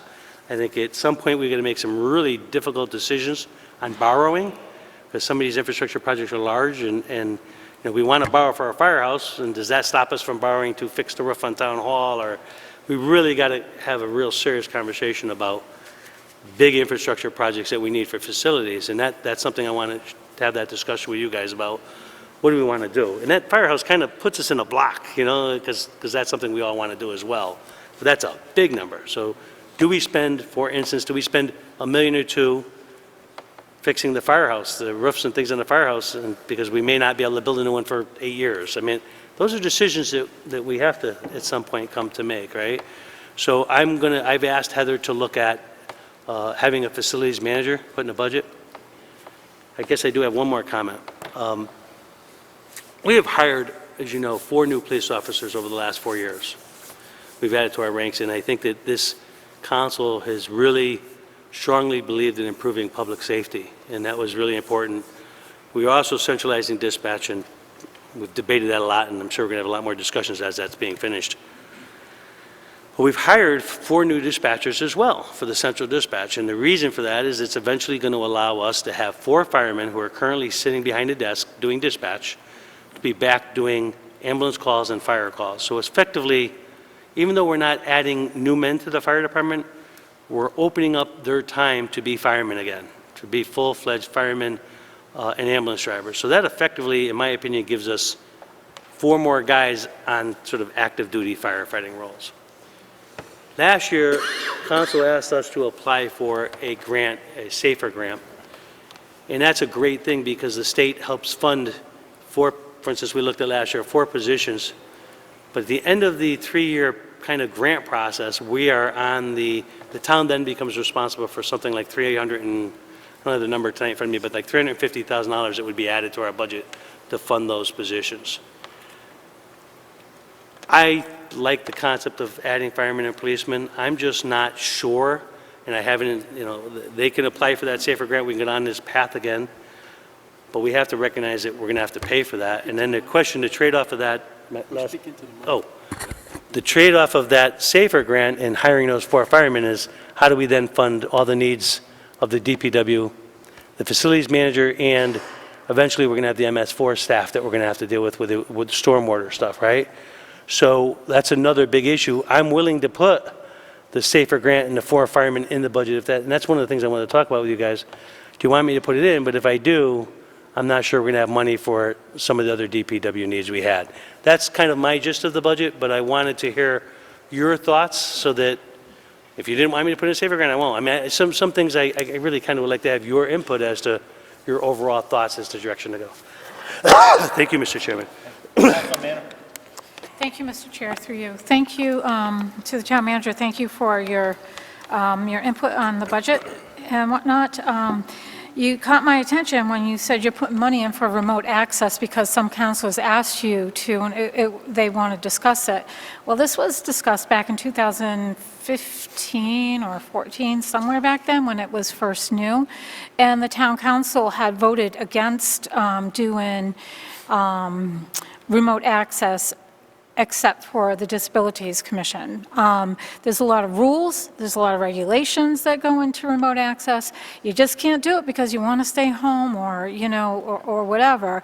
And when you call in for, like, you're doing the remote access, you just can't call in for one agenda item and then say, okay, I got to go. You have to be on for the entire meeting. And to put money away before it's even discussed at council, well, that just doesn't go well. It doesn't sit well with me. So until it comes in front of council, I'm not even going to entertain a discussion with you about it. And that's just... On that point? Do you want to continue on the remote access? Yeah.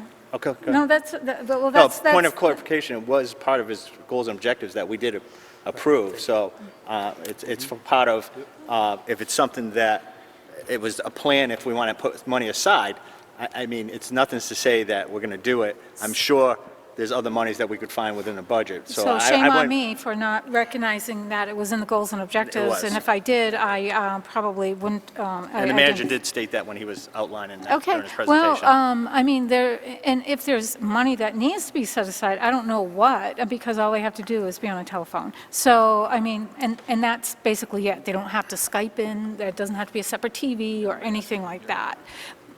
I understand everyone has to hear them, but it actually, it has to come in front of council first. So shame on me for not recognizing that in the goals and objectives. I know one of my things in the goals and objectives weren't addressed, and it wasn't even brought up for this, but that's for another meeting at another time. And as for the police and the fire, and I understand where you're coming from that, and the DPW, but we were pretty good last year about finding money where money was needed, and I think that we would be able to put our heads together again this year and come up with money that's needed. So I think we got a good crew up here. That's all. Thank you. Councilor Lazo? Process and procedure. Town manager presents the budget. He's ahead of himself right now asking us about this, that, what you're in favor of, what you're not in favor of. TM, I think what we're going to do is we're just going to prioritize. Politically, these councils answer to the taxpayers. Maybe the taxpayers think that the priorities should be different. Maybe they'll call their councilors. We'll carry the ball in on the budget session. Sometimes the manager disagrees with the council on what the priority is.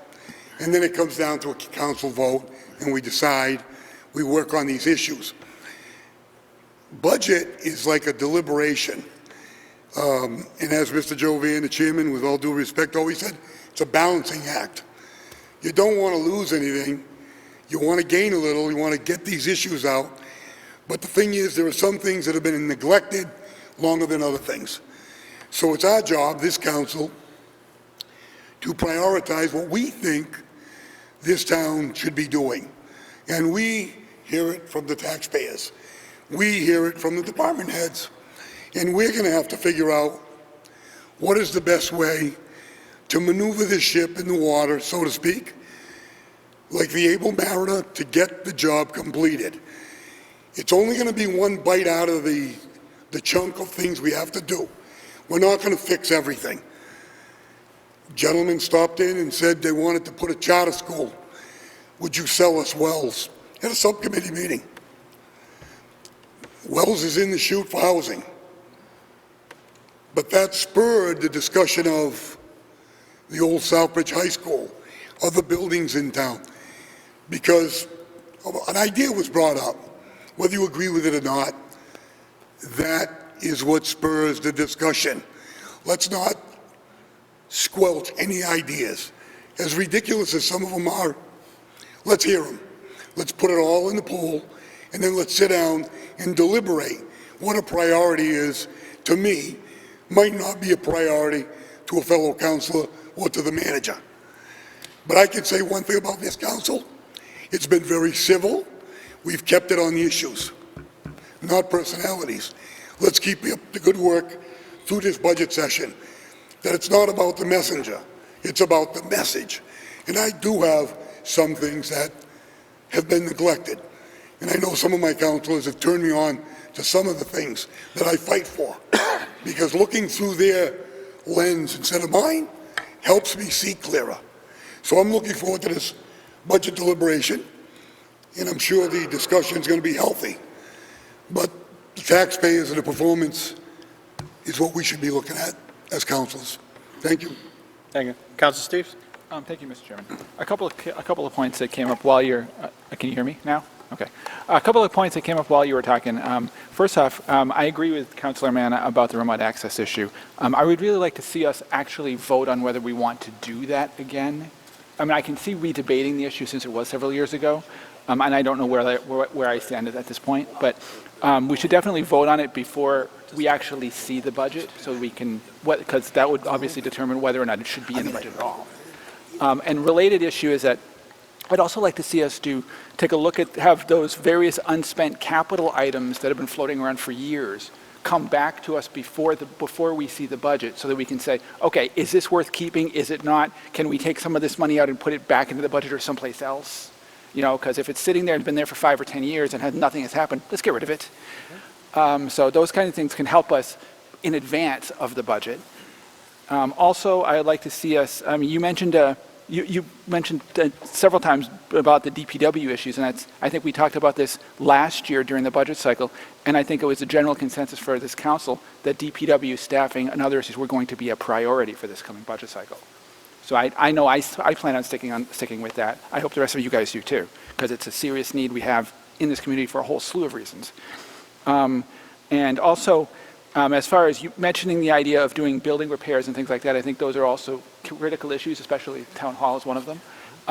And I know I mentioned this a while back. I'd like to see some real effort on looking at state historic commission building grants, because they have them out there. I know several other towns have taken advantage of that program to get a significant sum of money to do, for example, Oxford Library repaired theirs with a state historic commission grant. There's tons of money out there. I don't know exactly what the process is, but I know they're there. So let's do some of that stuff so it's not on the taxpayers' dole. Well, I mean, grants sort of are, but they're spread out much more than Southbridge taxpayers. And That's all I had at the moment. Thank you. Councilor Oh, Adam? actually, I do have go one ahead. more quick question, sorry. You yield? When, Thank sorry you. about that. When are we going to get the cherry sheet figures? When are we going to get what? Cherry sheet figures. Cherry Street, there's a recent one that just came out. I don't know if it's the final one. Matter of fact, Councilor Marquetti was asking me about unrestricted general aid, which went up by about $60,000. I have one if you'd like. The current one is the one from the governor. I just don't know if it's the final one. Okay. I generally don't give them out until there's like a final one. I want to talk to Karen. She's on vacation this next week. So I'll talk to her. I'd prefer to talk to Karen and then send it out once we have a more definitive one. Okay, if you could do that. Because as if you soon as take the numbers possible. now, later on, it just confuses you, and you don't want to start calculating anything based upon something that's not locked down. Well, I understand that, but, So, yeah. Council, Go ahead. do you yield to me? Councilor? Yeah. Just to the question of cherry sheets, because as you know, last year I was very, kept on track on the cherry sheet. I would disagree with the town manager. I think you have to take these cherry sheet numbers now and use that as the basis of your initial budget discussion. Because to wait till the final budget, you're waiting until July. That's true. Okay? So, to that question, the cherry sheet for Southbridge was not favorable. I'm not surprised. Okay? We went into that meeting, as the manager said, with the receiver, with their finance department, where this whole chart showed that Southbridge was to gain millions of dollars within the next several fiscal years. Didn't come to fruition this year. Our Chapter 70 money this year only went up $66,930. Is that the newest? That's the governor's proposal. Came out just the other day. Yep. $66,000. That's not even going to account for their contractual increases. Okay? Now, we talk unrestricted aid that Councilor Marquetti made. We got hit on that side. So the overall increase for Southbridge on the overall receipts to Southbridge was only $440,000 for next year, for receipts, $440,000.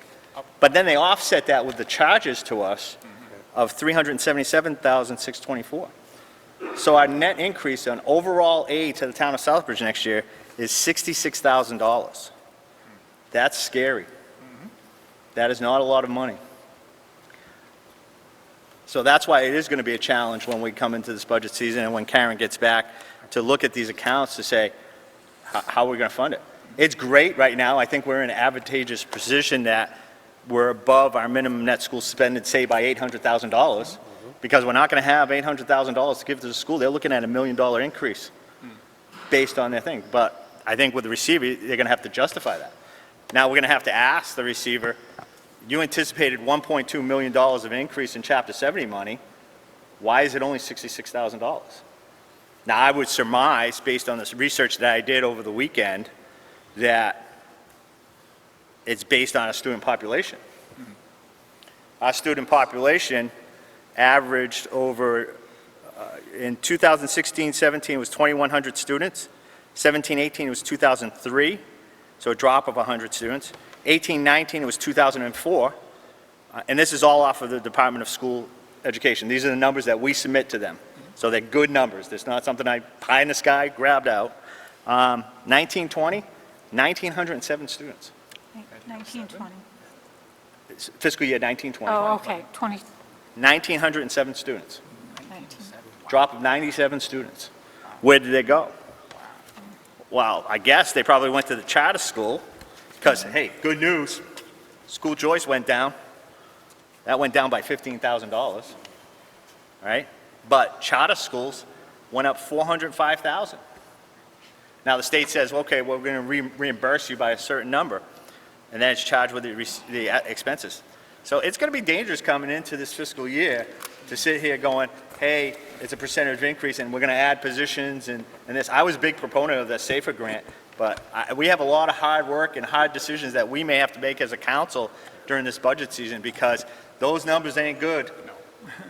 And usually the House is pretty close to the governor and the Senate maybe a little bit more, but I don't anticipate a huge Chapter 70 increase because it's all based on numbers of students. So a lot of tough decisions, and it's going to be tough with the receiver because I understand the work and we support the hard work, but we're not going to have $1 million to give out of the tax base to the schools. So it's going to be tough, Mr. Manager. I'll disagree. Yeah. It's going to be So- tough. so If I could, through you, Mr. Chairman, so I agree. Maybe I didn't say it correctly. So we look at every Cherry Street as it comes out, me and Karen, we kind of analyze it as it comes in, but what I meant is I don't give it out publicly because it changes, so. Oh, I'm sorry. So me and Karen look at every Cherry Street as they come out, be it from when the governor presents his or the legislature. We look at all those numbers. We don't not look at the current one, we just keep analyzing it, but we don't generally give it out until we have the more final one at the end of the budget process. The chairman's right, though. For instance, the chairman was talking very clearly about charter school. The number went up by $400-something, and my immediate response was, Karen, look, this is really good. And he said, no, the cost of the charter, the expense side went up by almost as much. So, it's like whatever it was, $50,000 or $60,000 difference because the number of students went up. So while the revenue looked good on the Cherry Street, the expenses aren't there, so you didn't see that. So, it really is, I think the chair is right. It's going to be tough. It's going to be a difficult situation. And as we go through it, what we do is we analyze all the revenues, the ones off the Cherry Street, but we also analyze local receipts and things like that too. What are the expenses we get from a variety of things? And when we figure estimate expenses, and Karen does the bulk of it, is we look at the past years and then we do very modest increase and see where we can increase or not. But we're very conservative in our revenue estimates because we're looking to have some free cash at the end of the year for a safety net. But the chair's right. It's not going to be, there's no great deal of money coming from the state that's going to make our life easier this year. That is clearly accurate. Councilor Adams? Thank you, Mr. Thank Chair. you for yielding. Oh, It took a no. while there on your Absolutely no time. I problem apologize. whatsoever. but- Thank you, Mr. Chair. Thank Just you. a couple things. The facilities manager to the town manager, looking forward to having that conversation and taking a hard look at what you actually proposed to us. So I'll move along with that. I agree with Councilor Steves here with historical grants. We brought this up numerous times.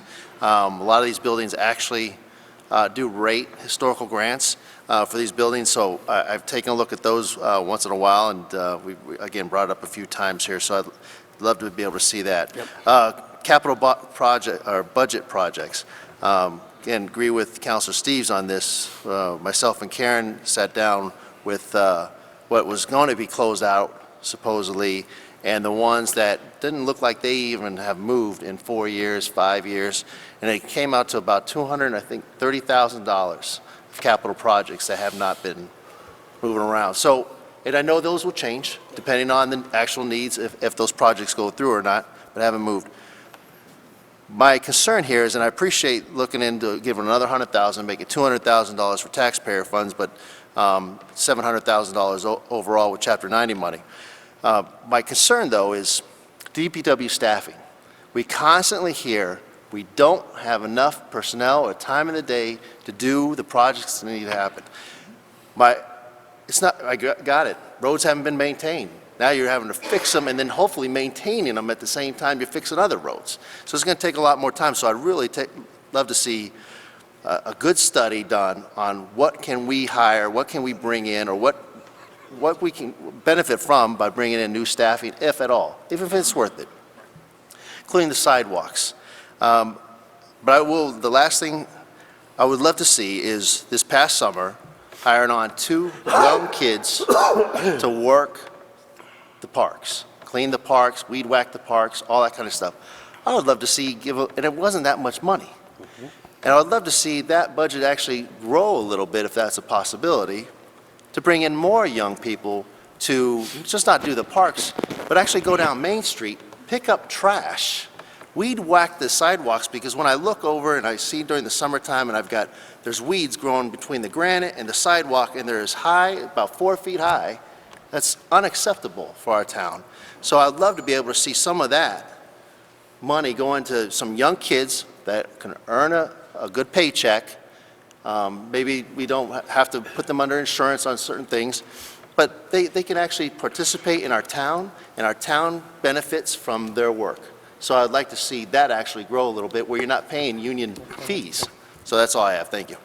Mr. Manager? So let me comment to that because, I think it was you that I had some conversation about. So, I had pushed Heather to hire those 2 part-time people because, as you know, I've been pushing hard to try to fix our parks and try to improve them, right? So Jared, in his capital budget, put in $50,000 to fix up that little park on Main Street, the one that's between the 2 houses. And I was puzzled because, first of all, I thought that was a lot for that little park.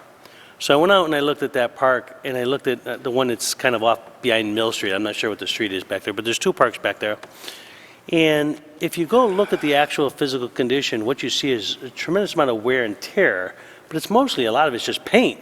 I mean, you know, the swing sets and stuff, they need to be painted and maintained, and that's not being done. I don't really want to spend 50 grand, and I'm telling you right now that that's not going to move forward, that project, because I think we need to have more maintenance people maintaining our existing parks, and I like the concept of adding even more kids or something to fix that park. But I don't need to spend 50 grand to fix that park up, but I want somebody to go out there and paint the metal, you know, wash off the graffiti, and I think we can get a few more years out of that park, and a lot less money. So I really think the town has had a tremendous failure over the years of maintaining parks. That's why I've invested so much money in trying to fix Henry Street, because that's the most utilized one. But I would agree with you, and I think that is an area where I'd like to, and I actually like your suggestion, adding some more part-time summer help. You can only work them 19 hours a week.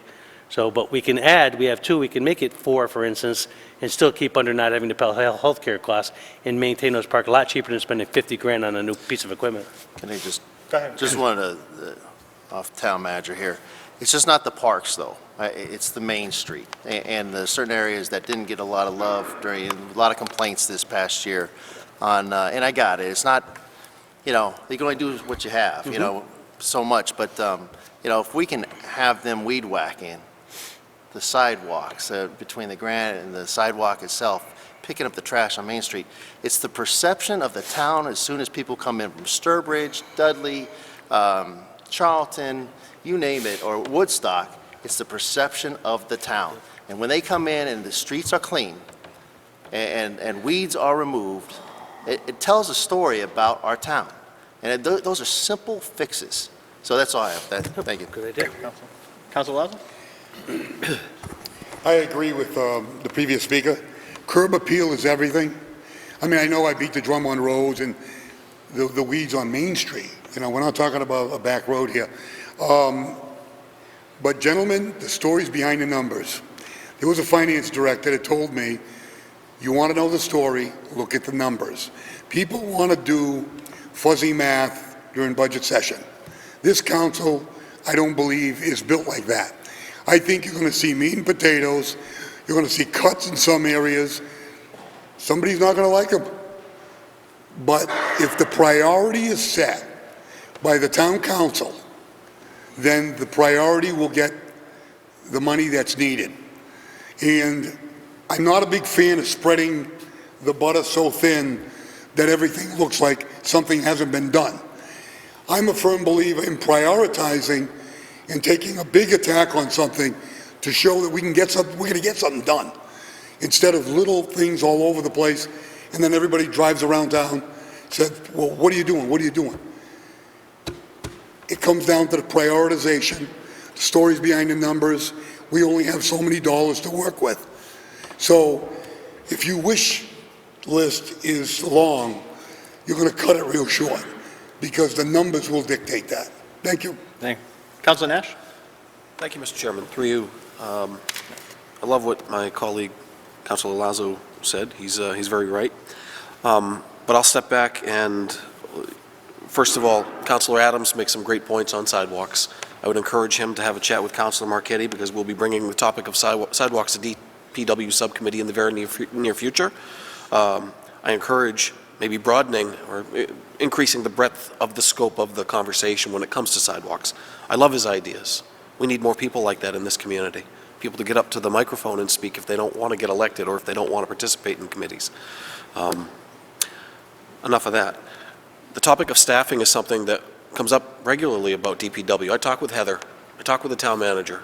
We've been postponing the topic because we're waiting to determine if this council wants to work with the receiver or if he wants to work with us in response to the Jacobs report, which we haven't given direction to anybody on that because we don't have a response. I'm happy to bring the topic forward or refer it to general government on staffing. Heather needs help. There's no doubt about it. So I met with her Friday. I was going to reserve these comments for Councilors Forum, but I'd encourage that if we're not going to get cooperation from the receiver to formally have the conversation, we'll bring it forward to subcommittee so that the town manager and DPW director have adequate direction from this body to take action with their proposal to the town council for the budget. I also want to correct, it's not remote access, it's remote participation. I am one that's asked for it. Please keep in mind the reasons that I've brought it up in the past. It isn't self-serving because I won't be a member of this council after June. Yes, I travel for a living. Yes, I've missed meetings. Yes, I will continue to have absences.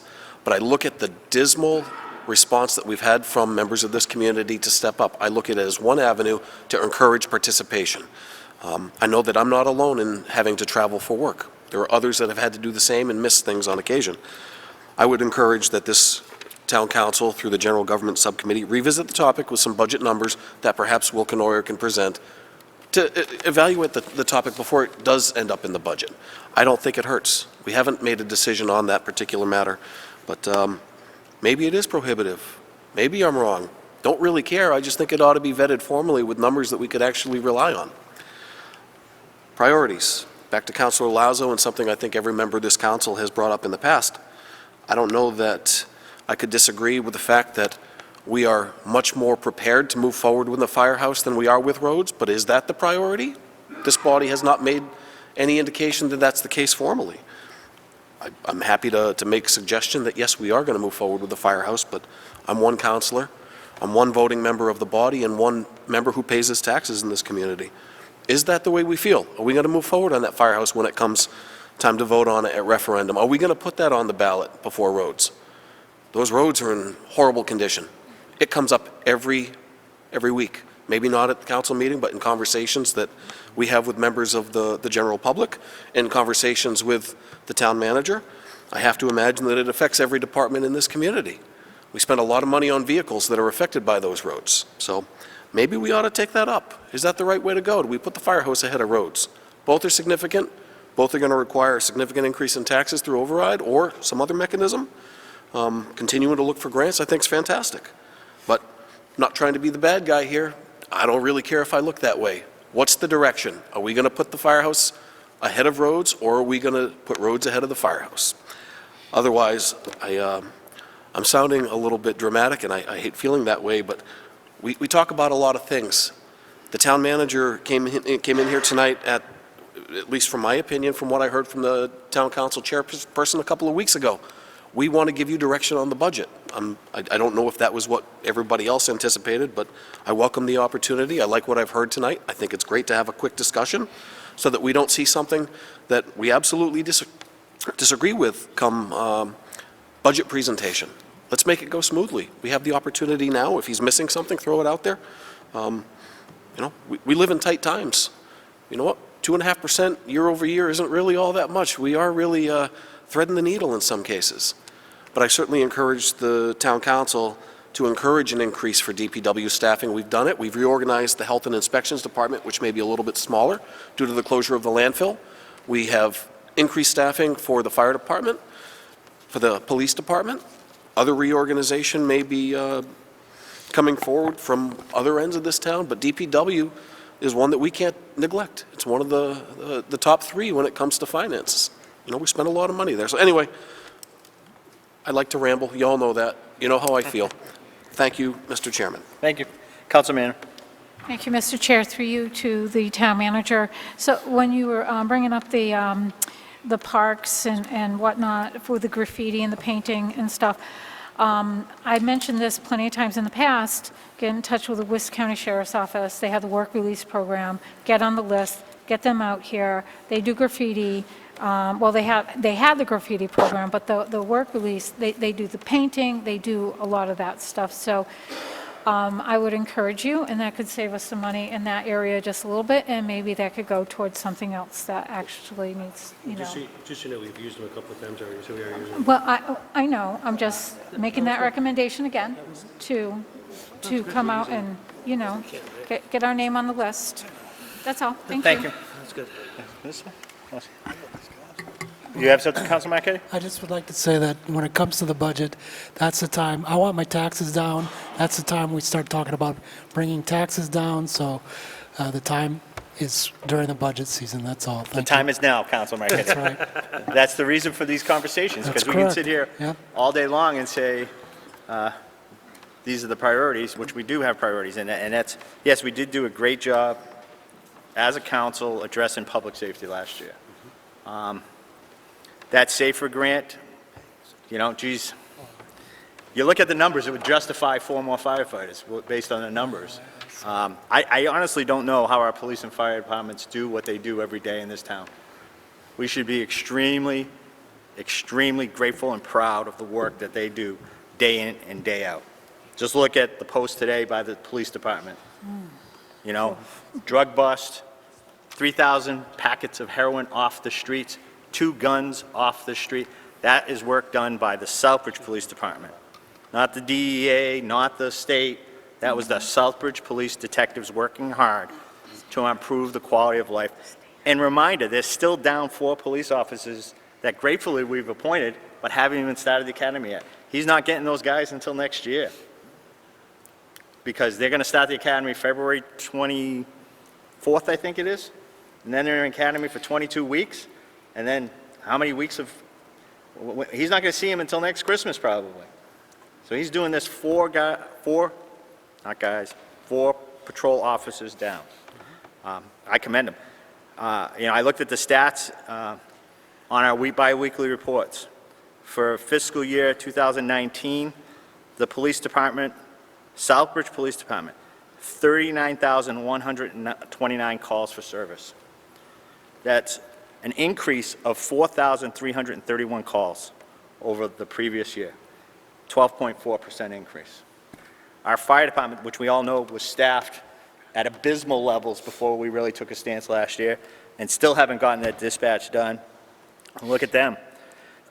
Fire calls, 1,025 in 2019, 774 in 2018. This is just fire calls.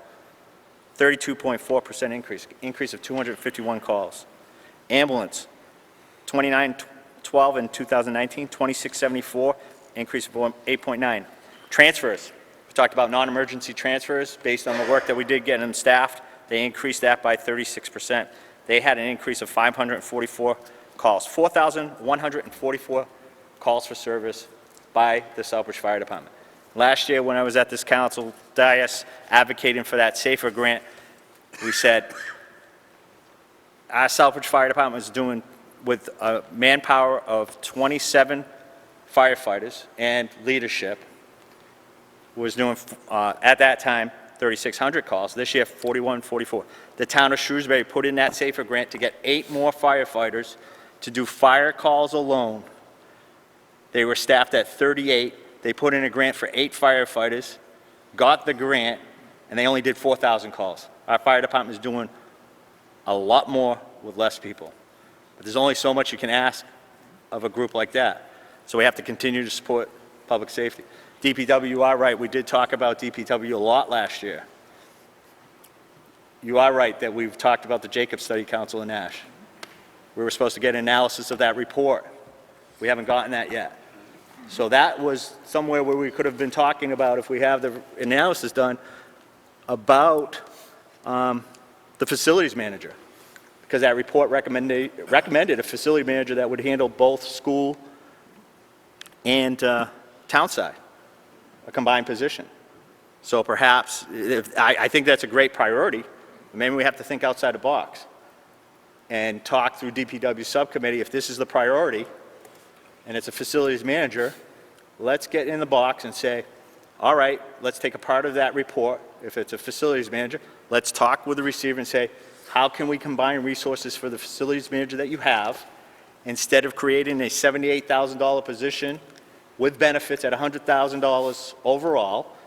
Can we work something out that we say, okay, if we have $78,000 for a position, we put a little bit towards combining that facilities manager and hiring an additional DPW director? That's a conversation that we need to have, because we can give the DPW all the money in the world. We can give them another $100,000 for roads, which we did this year. They don't have the capacity to do it. We had this conversation last year where Councilor Adams and I suggested giving the DPW $50,000 for sidewalks, because it was in their capital plan, and we said, okay, how do we think outside the box? And let's give them $50,000, because to Councilor Lazo's point and other councilors' points, if people see a little bit of progress, hey, get this stretch of sidewalk done. DPW, if you have. But what was the answer? That's great, you can give me the money, but I don't have the capacity to do it. And then we look at that capital plan, and there's still sidewalk money in there. There's a bunch of projects in there from 2015 that haven't even been touched. So we can sit here going, oh, we're going to dump all this money into DPW, but if they don't have the personnel and they don't have the staff, it's just playing the shell game, as I say. Put money here, and it just sits there. So I think it's a great opportunity as a launching point as a council to say, hey, these are the priorities, this is the work that we have.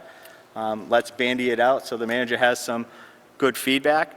Capital plan will be interesting, and I think that's a discussion. Do we, free cash, we have $1.4 million in free cash. Is it a certain percentage goes to equipment, a certain percentage goes to roads, a certain percentage goes to whatever? Last year we talked about $300,000 to stabilization. Do we need that $300,000 more to go to stabilization, or are we in a good position for stabilization?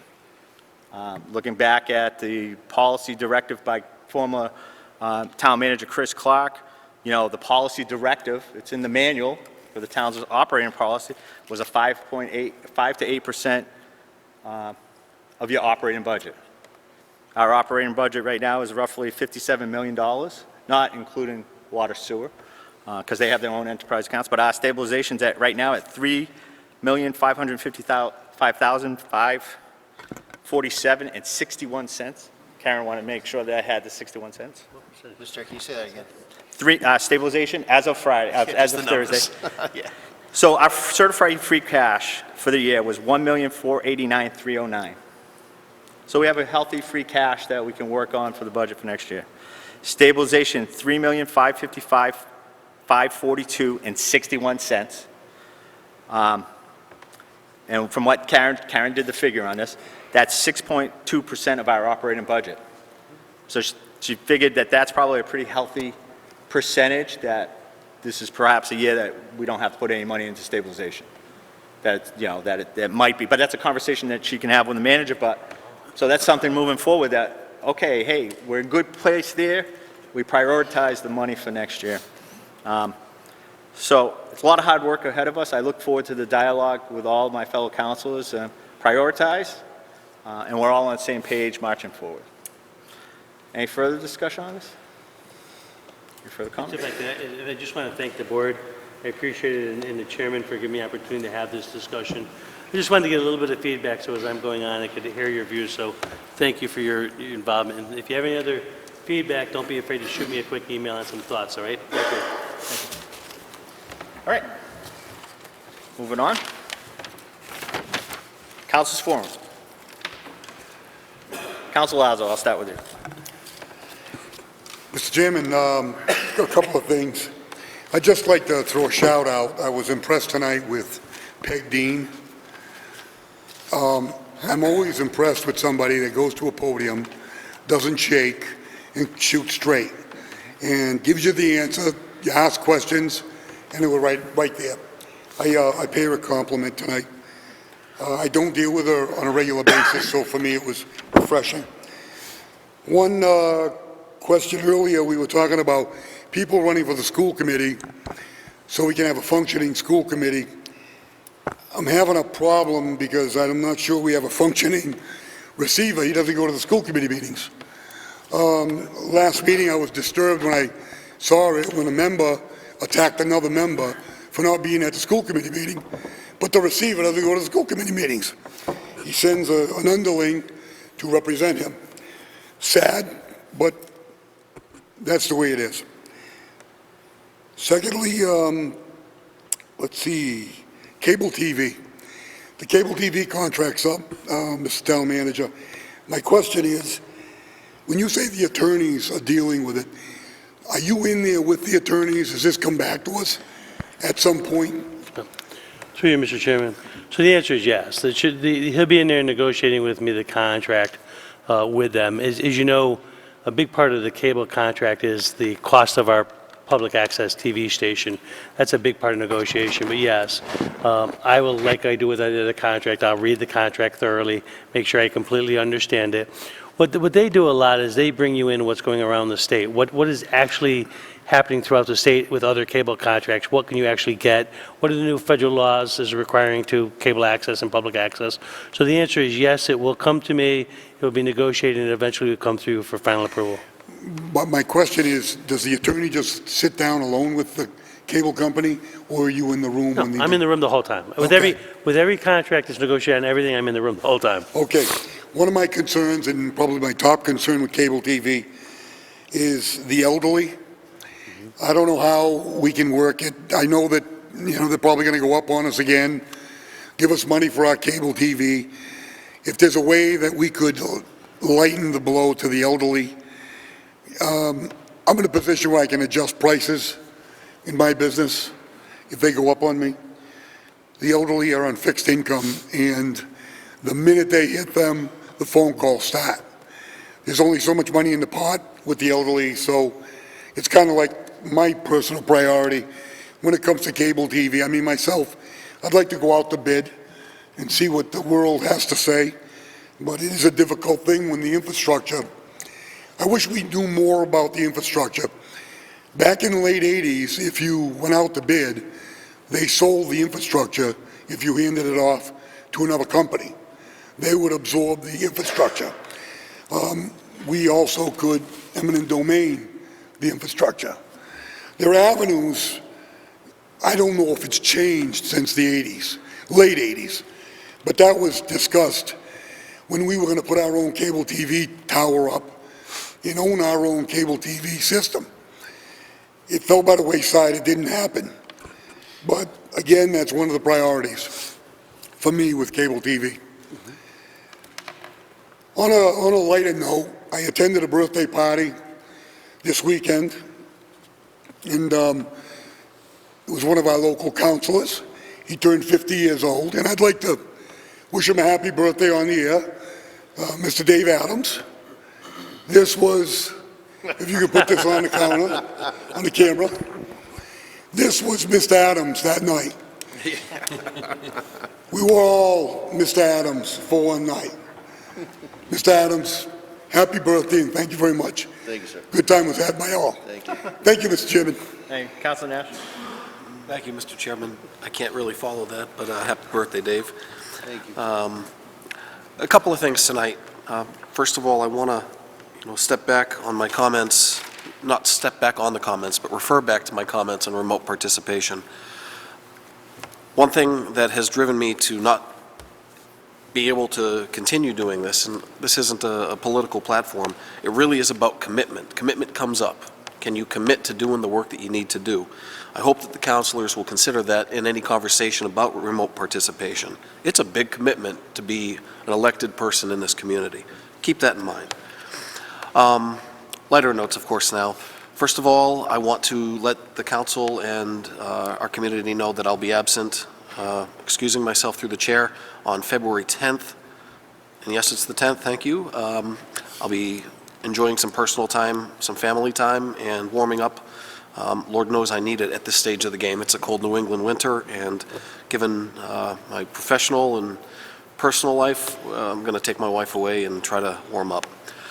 I'm also going to just point out that there are some things coming down the road. The chairperson mentioned charter review and bylaw review. I'm almost embarrassed we haven't had anybody step up. I remember the review back in 2014 or 2015, maybe it was before that, but due to deadlines, I hesitate to make suggestion, but I'm passionate about fixing the charter, making some adjustments, and I'm passionate about the bylaw review. I'd throw my name in the ring if I weren't sitting up here right now, but maybe I'll take some action and make it so that I could volunteer if there are others that step up. I'd also like to just remind the council that something you've heard up here and in committee and maybe in your conversations with the town manager, the DPW director, the last couple of years revolve around MS4s and stormwater. Please make sure you educate yourselves on these topics. They are impactful. They will carry rates that are new or will be increases. Somewhere along the line, every homeowner, every taxpayer, or every ratepayer is going to have to be affected by stormwater and MS4. Those are initiatives that have been coming for a long time. Just continue the conversation. I did meet with the DPW director and the police chief on Friday on some topics that residents and other councilors and myself have talked about or had questions about, and I appreciate their time. They were good enough to sit down with me and go over some things related to roads, crosswalks, stop signs, intersections, school zones. And I'll remind council that if you're asked questions that are related to traffic, those are great people to call to get answers. Otherwise, we do have a traffic commission that includes both of those directors, if you will, or department heads, and a couple of residents that they meet periodically, and they do take up matters that are of concern when it comes to traffic and to roadways and intersections and things of that nature. It's defined in charter or in bylaws. I forget, I think it's in the bylaws. But I encourage the residents that have questions, feel free to speak up at any of those meetings. Those that have reached out to me, we will be having your matters addressed, and a couple of topics will be brought forward to subcommittee in regards to sidewalks. As I mentioned earlier, I appreciate the passion with which Councilor Marquetti brings up Morris Street in particular and others. Finally, I just want to ask a question. I cannot recall who in the world asked about this pin that I always wear. I wear one almost every week. Someone wanted a pin. If you know who it is, will you let them know they can have it? I'll leave it at the town manager's office. These were created by Mindy Ernst, if I'm not mistaken, years ago. Someone wanted one. They wanted to bring it to the business partnership or have some other conversation about it. I'm glad to leave it with them. But this is the best forum I had for it because Facebook isn't really my thing these days. That's all I have tonight. Thank you. Thank you. Council Steves? Thank you, Mr. Chairman. A couple of things that seem to be growing as the night went along. First off, I have a few questions through either you or to the manager, depending on the question. First off, Mr. Manager, could you give us a quick update on the solar projects, where they stand as far as construction goes? Are you talking specifically about the town solar project? Yeah, the town Okay. solar projects, yes.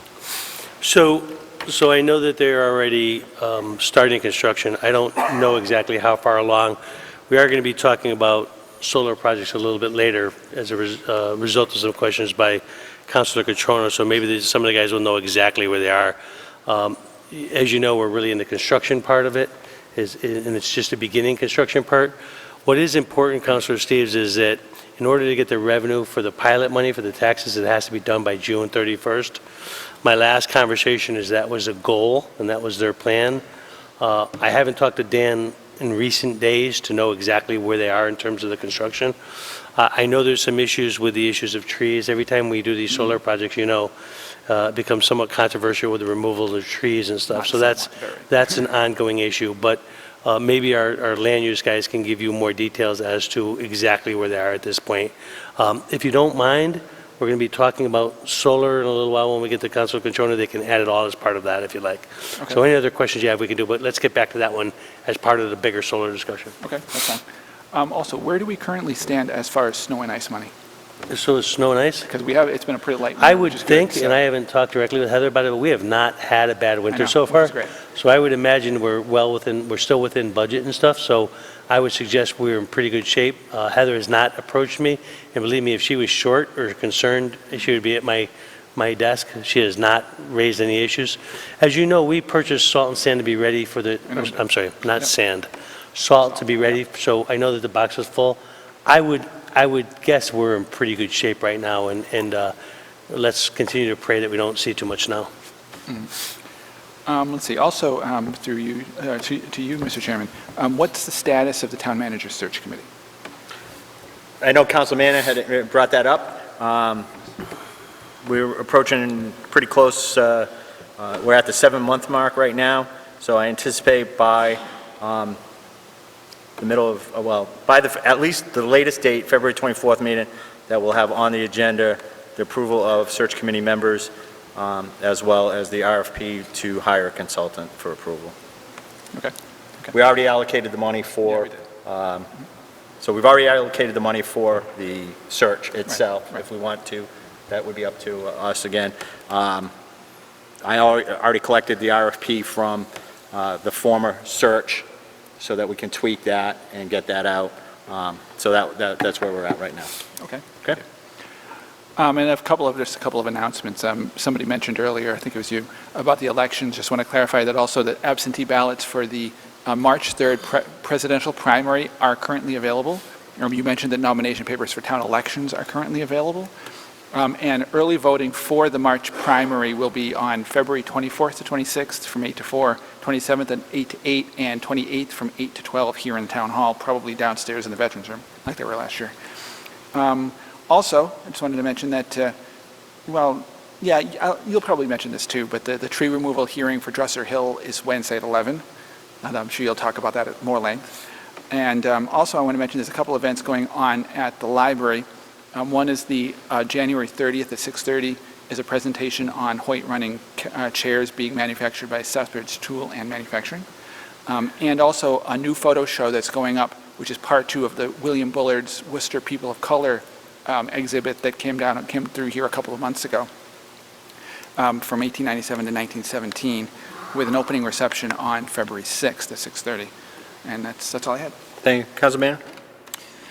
Thank you, Mr. Chair, through you. Thank you, Councilor Steves, for bringing up the search committee for the town managers, because, I mean, as Councilor Jovan did state, it is 7 months, but for me, January is almost over, so I just consider it 6 months. I'm glad to hear that it's going to be on an agenda. Also, I'd like to mention that I went to MMA this past weekend. I wasn't able to go to the Friday events due to work, but I was able to go to the Saturday events. And I was listening to the town manager talk about the cable, which I do want to discuss a little bit more on that. There are some changes being made in cable, and I wasn't able to attend that meeting because I believe it was on a Friday. However, somebody just tried to brief me on it a little bit, and we're actually probably going to be losing money within the cable because of the new fees and stuff. So it's not good. And I'll get back to cable, but it's just not good. And I don't know if anybody else from the town council was there on Friday or was able to attend that meeting specifically. But, you know, it would have been a really good informative meeting. And now I regret not being able to be there full day Friday. Anyways, I also went to it's always good to go to the open meeting laws and the records and all that, and they give you an overview of what might have changed and what you can and can't do. I wanted to have everything with me, but I don't have it with me. I am going to request the PowerPoint presentation that was presented at that meeting with regards to some changes in the open meeting law and the records and whatnot. You know, when we as town councilors, we get all our packets and we take all our notes and we do all this, and there is a retention. We have to keep our records, and once we're no longer town councilors, we bring everything here to the town hall, and they're supposed to take care of it because of records retention laws. And I don't know if a lot of my councilors knew that.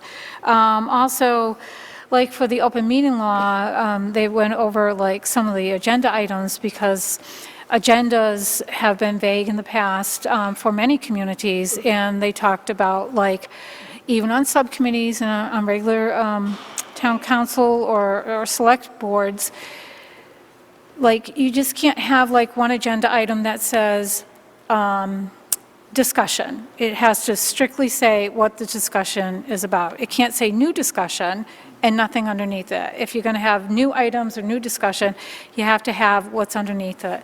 It just can't pop up that night. So those are some things that have come, you know, forward that I didn't know about last year. So there's just, you know, it's, you know, transparency. They talked about Facebook, social media, and how that can, like, we as counselors, if we have a Facebook page and we're given our opinion on things, that could be a violation of the open meeting law. So I would just recommend that possibly we have somebody or get together with some other communities to have another session or something with fellow counselors on going over and reviewing the open meeting law and stuff. So that was on that. I mean, it was a really good meeting for what I attended. I also attended something for like municipalities and the coding and the tenant laws, and when is a tenant considered illegal, when are buildings like considered illegal, like what work has been done, you know, and how miscommunication, or there was no there is no communication. They discussed with it for the assessor's office or the inspection's office and stuff, and they just went over a few things, and it was very informative.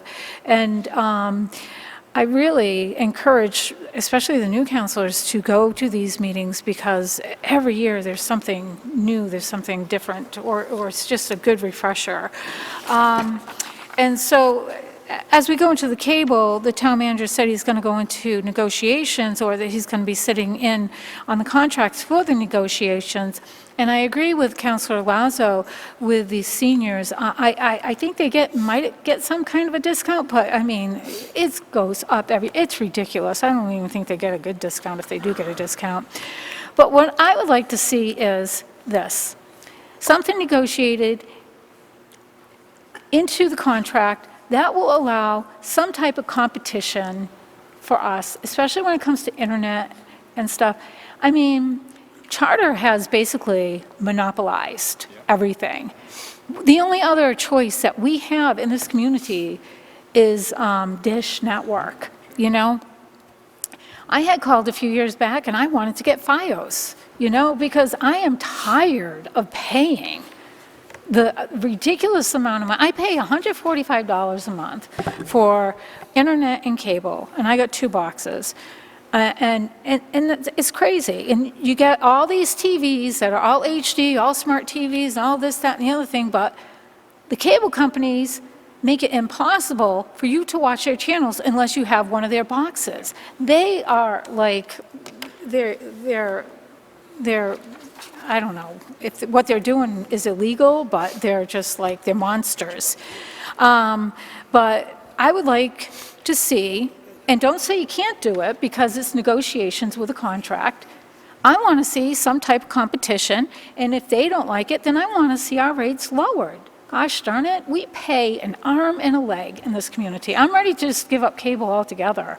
You know, and just go with internet and just go with my apps on my TV and, you know, subscribe to just watch Netflix and go on, you know, WCVB website for the news instead of watching on cable, because it's ridiculous. So that's what I would like to see. And I would like you to keep us informed when Charter comes, so maybe some of us could sit in on the negotiations, and if at all possible. I remember one time you had a hearing, and I think this is when Charter and Comcast were trying to do that switch and stuff. But maybe you could, if you could make it so it's feasible for those who work full-time or work part-time in late afternoon and evening, to come to those meetings, because, you know, it makes it difficult when, like, stuff like this is done always during the day, you know? I mean, it would be nice. I think you would get maybe a little bit more input. I don't know. Who knows? But I'm looking forward to the discussion with my fellow colleagues on the budgets and seeing what we can do, and that's it. Thank you. We'll definitely take a look at if we can schedule an open meeting law update with some other communities. I'll talk to Maddie, I guess, would handle that, or Yvonne's office, wherever, but we'll see what we can do that. Okay, Councilor Adams? Thank you, Mr. Chair. Just a couple of things. To the town manager, did you receive a board or committee request for the Trails Committee at all? New member? Yeah, for a new member? All right, Yvonne may have it, but she hasn't showed it to me. Okay, I'll follow. Usually, when you have a new member, she immediately tells me we schedule meetings, so All right, I'll I have follow. nothing scheduled I'm aware of for that. Okay, I'll follow up with them then. I just wanted to say thank you to the 3 volunteers, the ones that were nominated or appointed tonight, for stepping up to the plate and helping our town out. That's all I have. Thank you. Thank you. Councilor Marquetti? Thank you. First of all, just listening to Councilor Lazo, the elderly are entitled to a 10% discount. It's in the contract. It's not very much, but it is a 10% discount. Be nice if we could negotiate a little higher discount, but it is in the contract. Second of all, I'm curious about this DPW story, because I hear this all the time. They don't have enough workers. Last week, I was sitting at pizza chef, and I saw them completely come in and landscape that piece of property across the street that Councilor Manna was talking about. And I thought they did a really good job of it, but it was quite a large crew in there doing the work. So I am kind of curious about what the story is about DPW. I did get a couple calls from residents. One person, maybe Councilor Adams also received a call. This person wants to see if more CDBG grant money can be made available for ADA. For what? I'm sorry? For ADA, Americans with Disability Act, make the sidewalks compliant. He's trying to get around the town in his wheelchair, and he's having a hard time with it. And so he was just asking that some of the grant money could be set aside for that. I talked to a veteran last week in the library, and he said that he's 84 years old, he's a veteran, he pays a lot of taxes. He says, I would appreciate it if you could help me with my taxes, reduce his taxes. He was looking to see if there was any discounts for veterans. He's not a disabled veteran, so he said he didn't think there was anything in the discounts for him, but he was asking. But he also made an interesting comment. He said, you know what, I wouldn't complain about the taxes so much if you would fix the damn roads. So I thought I would bring that forward. I got another call from someone on lady on Morris Street about speeding down Morris Street. She said she went out to get her mail and she darn near got killed by someone flying by. I did talk to Shane about it, and I just want to follow up, and I hope that something can be done there, a speed sign, something, get some more. Isn't that the one he said he was going to put the sign up, Mike? I don't see it yet, so I'm He said- he just responded to one of double you checking guys. on it, yeah. I'll check, but I thought he responded. It's right down there, but across the street from the park. Very dangerous situation. I also received a question from somebody about the lottery money, and you answered me that. I think what he's looking to find out is how much money does the town get in lottery money? That's what he wants to know. And my last thing is I brought up earlier about the minutes.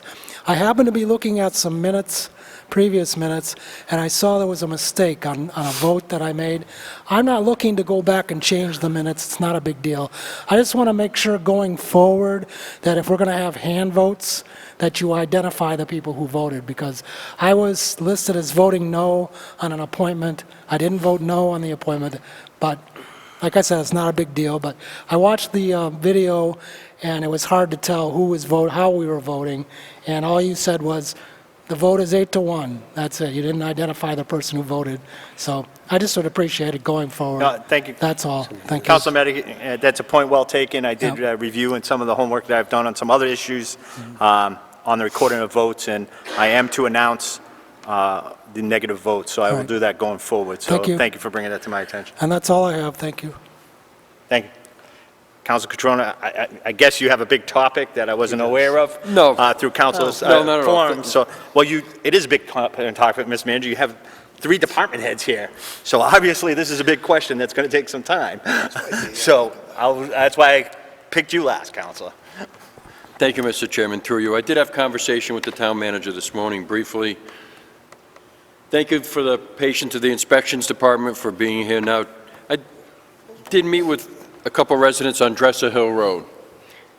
See if we can... So, Councilor, just as a point of order, clarification, you're supposed to address the question through the chair. Okay. The questions from council forum are supposed to be directed to the manager on a topic that is of importance, and then if he has to have his employees answer that, that's the decorum that is supposed to be done. So just as a point of make sure we do this correctly, that's the purpose of council's forum, is to bring topics up.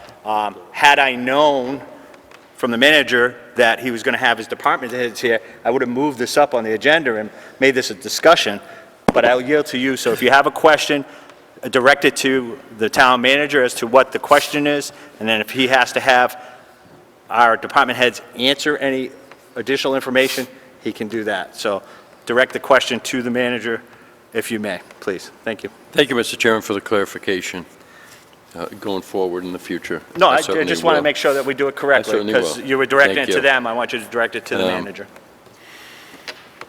I did meet with a couple residents on Dresser Hill Road, and there's concerns about the water runoff amongst many. From 376 to 268 Dresser Hill Road. It goes as far as 254. There's a considerable amount of runoff that's coming from the solar project. It goes into our storm drains and into the river. So I'd like to know if that's being addressed with the solar company. Okay, Mr. Manager, you have a response? Thank you, Mr. Chairman, and thank you, Councilor Catrona. And Councilor Catrona, just to be clear, first of all, I want to make it clear, this is not the town project, solar project. This is a private solar project that he's raised concerns with. And I appreciate that he's come to me to ask some of these questions. And truthfully, I'm not the land use expert, so I invited my land use staff to be here because I wanted him to get good quality answers to his questions. So it wasn't that it was going to be long, I just wanted the answers to be right. And I know that he's got citizens that are directing those questions to him directly. So the answer, I'll give you a part of the answer, and I'm going to have my staff give you more detailed information, is I know we've been dealing with that particular developer as it relates to concerns with water runoff and issues that affect, and frankly, we've had a number of conversations about that in the past as well. You did talk to me about a septic system and some concerns about the water running off from the solar fields across a person's property that's, I guess, washing away part of the soil above the septic system. So I've asked them to be prepared to answer that question for you as to how the solar company is dealing with it. I do want to say that we did, the first part of this discussion actually started with a noise discussion and some comments that I think you and I think Councilor Marchetti brought up some noise issues about it. And I asked them to, my staff to have a meeting with the solar company to come in and discuss those issues. So we had a face-to-face discussion about that and some other issues. So I'm trying to respond to your concerns as you bring them forward to me. With that, if it's okay through you, Mr. Chairman, I'd like to have my land use guys come up to address specifically the drainage issues and the noise issues, and then we can kind of go from there to some individual specific residents' concerns. We can address those as well, if that's okay through you. It is. It's through the chair. I mean, it's okay in response to your questions. I meant. I know it's through you, but yeah, no, I'm procedure. just looking for is that a No, good format? yes, it is. Through the chair to the town manager, I hadn't mentioned the noise yet, but we've all heard the tap, tap, tapping.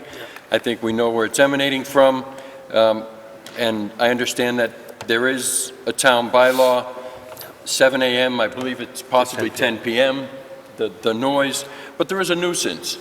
And possibly that's something through the town manager that we can take a look at. I'll address a couple other concerns So very quickly. With the solar? Yes. List your topics now, and then they can maybe address them. There's a 10-inch drain pipe that's coming out of one of the properties there on Dresser Hill Road. I don't believe it's in the plans, but I'd like to know if we can also have that question answered, because that runoff is going into the town, into the, directly into the storm drain, and it's just filling up with mud. So when I sat down with a couple residents, I heard their concerns. I also heard that some of their concerns at one of the Conservation Commission meetings. There was an enforcement order that was issued, but it wasn't accepted. No one signed for it, nobody knew anything about it, but it wasn't followed through on the town side. Nobody called, nobody followed through until time later at another Conservation Commission meeting, it was brought to the attention, said, yeah, I was up on the property and they never received it. So there was a lack of follow-through, I believe. So if we can have that addressed. Thank you, Mr. Chair. All right, thank you, Council. So through you, Mr. Chairman, a couple of questions, and I assume there's been emails going back and forth as a result of questions that you've given me and comments that I've made back and forth, and I assume that, first of all, just so there's clarity on what we're talking about, the company's name is ProTech Energy Solutions is the company we're talking about. I think in the email I'm looking at that was from Eric to Ken, who's one of their guys, we're looking for an update on this. Also, we'd like to update on drainage, and specifically the black pipe that we were told Al West had you put it at the bottom of the driveway. I'm assuming that that's the pipe he's talking about. So if you would, Eric, I guess we wanted to look at a couple of issues, and just to comment on the noise issue, they're literally using jackhammers up there to dig out the ledge up there, and that's the noise issues. We went at great length to look at the noise ordinance and see what could we do about the jackhammering. Is there anything we could do under current regs to stop that? The answer is no. They have a right to do it through the time frame. So, but we've also asked them to work in such a way to keep the noise as much as a minimum as we can, and particularly we're also very interested in that they don't impact the school during school hours. So that also was part of our discussion. And they were looking at a lot of issues to try to resolve that, putting some barriers around where they were working to reduce noise and stuff. But so Eric, I guess I would ask you to address, why don't we address the pipe issue first? Let's get clear on that black pipe that he's talking about. I'd also like to address the issue of the septic system and what's going on with that. And then later we can talk about the noise issue. Fair enough. As far as the black pipe, that's a relief for the new transformers that Mass Electric is putting in. It's a what again? I'm sorry. Okay, there we go. The black pipe is a relief pipe that Mass Electric is needed to put in for the transformers. So we've double-checked with the company, and that's what they let us know was, it was something that actually Mass Electric put in, not Al West. And so it was part of the plan, not the solar plan, but the later plan for the transformer pads that will I guess it takes the electricity from the sites and transformers it into the proper voltage or whatever for the grid. I really have no... Be louder. I'm sorry. The septic system is not something that's within my purview, so I don't want to answer that. I don't want to say anything incorrect about that. Other than that, we have been made aware of that. We did instruct them to, contact the health department, and I guess there hasn't been follow-through from the property owner on that as far as what to do. Nor has there been follow-through from ProTech on that. So I can't actually give anything further to that. So if you have anything else, while I'm here, before we... Councilor Catrona? Thank you. In our conversation, I know I could call you on Friday. Yes. Eric, and I know you had told me that ProTech was going to address the septic issue, but at the end of the project. Is that still correct? I believe that's correct. I know they have a number of issues that they have said that they need to correct, be it reseeding of some lawns, rebuilding of some driveways, and taking care of some of the erosion issues. I do want to make mention to you that this Wednesday, I do have a meeting on site with an environmental consultant who was hired by ProTech to discuss specifically the impacts to Dean Brook and to neighboring properties and how best to take care of remediation of those issues. Thank you. Further question? Through you, Mr. Chairman. Also, there's, on Wednesday, the 29th, I just want to remind the public, there is a hearing at 11 o'clock, and that's National Grid. They're taking down 25 trees, again, for National Grid, but at the end result is for the transformers to feed them for ProTech. So I'd remind the public, if you want to go to the hearing, it's 11 o'clock this Wednesday here at Town Hall. And I would urge the residents, especially the couple that I'm talking to come to the meeting, voice your concern, and be heard. Thank you. Mr. Manager? Okay, just through you, Mr. Chairman, I want to address, before we move on, if you would address specifically the noise issue, the types of things that the company said it was going to attempt to do to deal with the noise issues, and also any comments related to the schools. I know that we've been checking regularly with the schools, and the schools so far have reported no problem with the noise, but we just discussed that ridge issue, and I'd like you to make people understand what that ridge issue was and how that may impact noise at a later date. I had a hard time hearing you. Okay, let me try again. You can't look that way and not speak into the mic. So, can you hear me now? Okay. So I'd like you to address the noise issues. Some of the things that the company told us they could do to try to at least help alleviate the noise to some degree, they were looking at certain barriers and things they were going to put around it.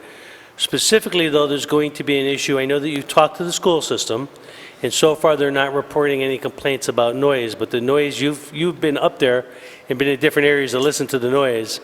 Also, the issue of the, I'll call it a ridge, that you said that they're going to eventually be jackhammering that ridge, and once they do, that's going to change the noise in a higher direction towards the school and maybe towards houses. So kind of, I know you said the other day they had like 6 jackhammers all at once, trying to do it as fast as they can, but kind of give us an update of what the developer is telling us as it relates to noise issues. Okay. I was at the school today. There's still no noise complaints inside the school. Just talking to the mic, into the mic, thanks. So I was at the school today. There's no noise complaints on the inside of the school. With conversations with the contractor last week, they had removed a 345 with a 10,000-pound hammer, which made a lot of the noise. So they removed that machine. They are using, the biggest machine they have on site now is a 330. That's the loudest machine. They're using smaller machines with smaller hammers. They're breaking up shale, so it's breaking up pretty easy. The top knoll, the one that was the most concern, is pretty much gone now. I've walked the site 4 different times. I think they'll still be jackhammering until the first week of March, though, to really bring it down. Talking with the contractor, they're going to change some of the grades. They're using some of the jackhammered material to fill in the valleys to eliminate some of the taking off of the higher hills.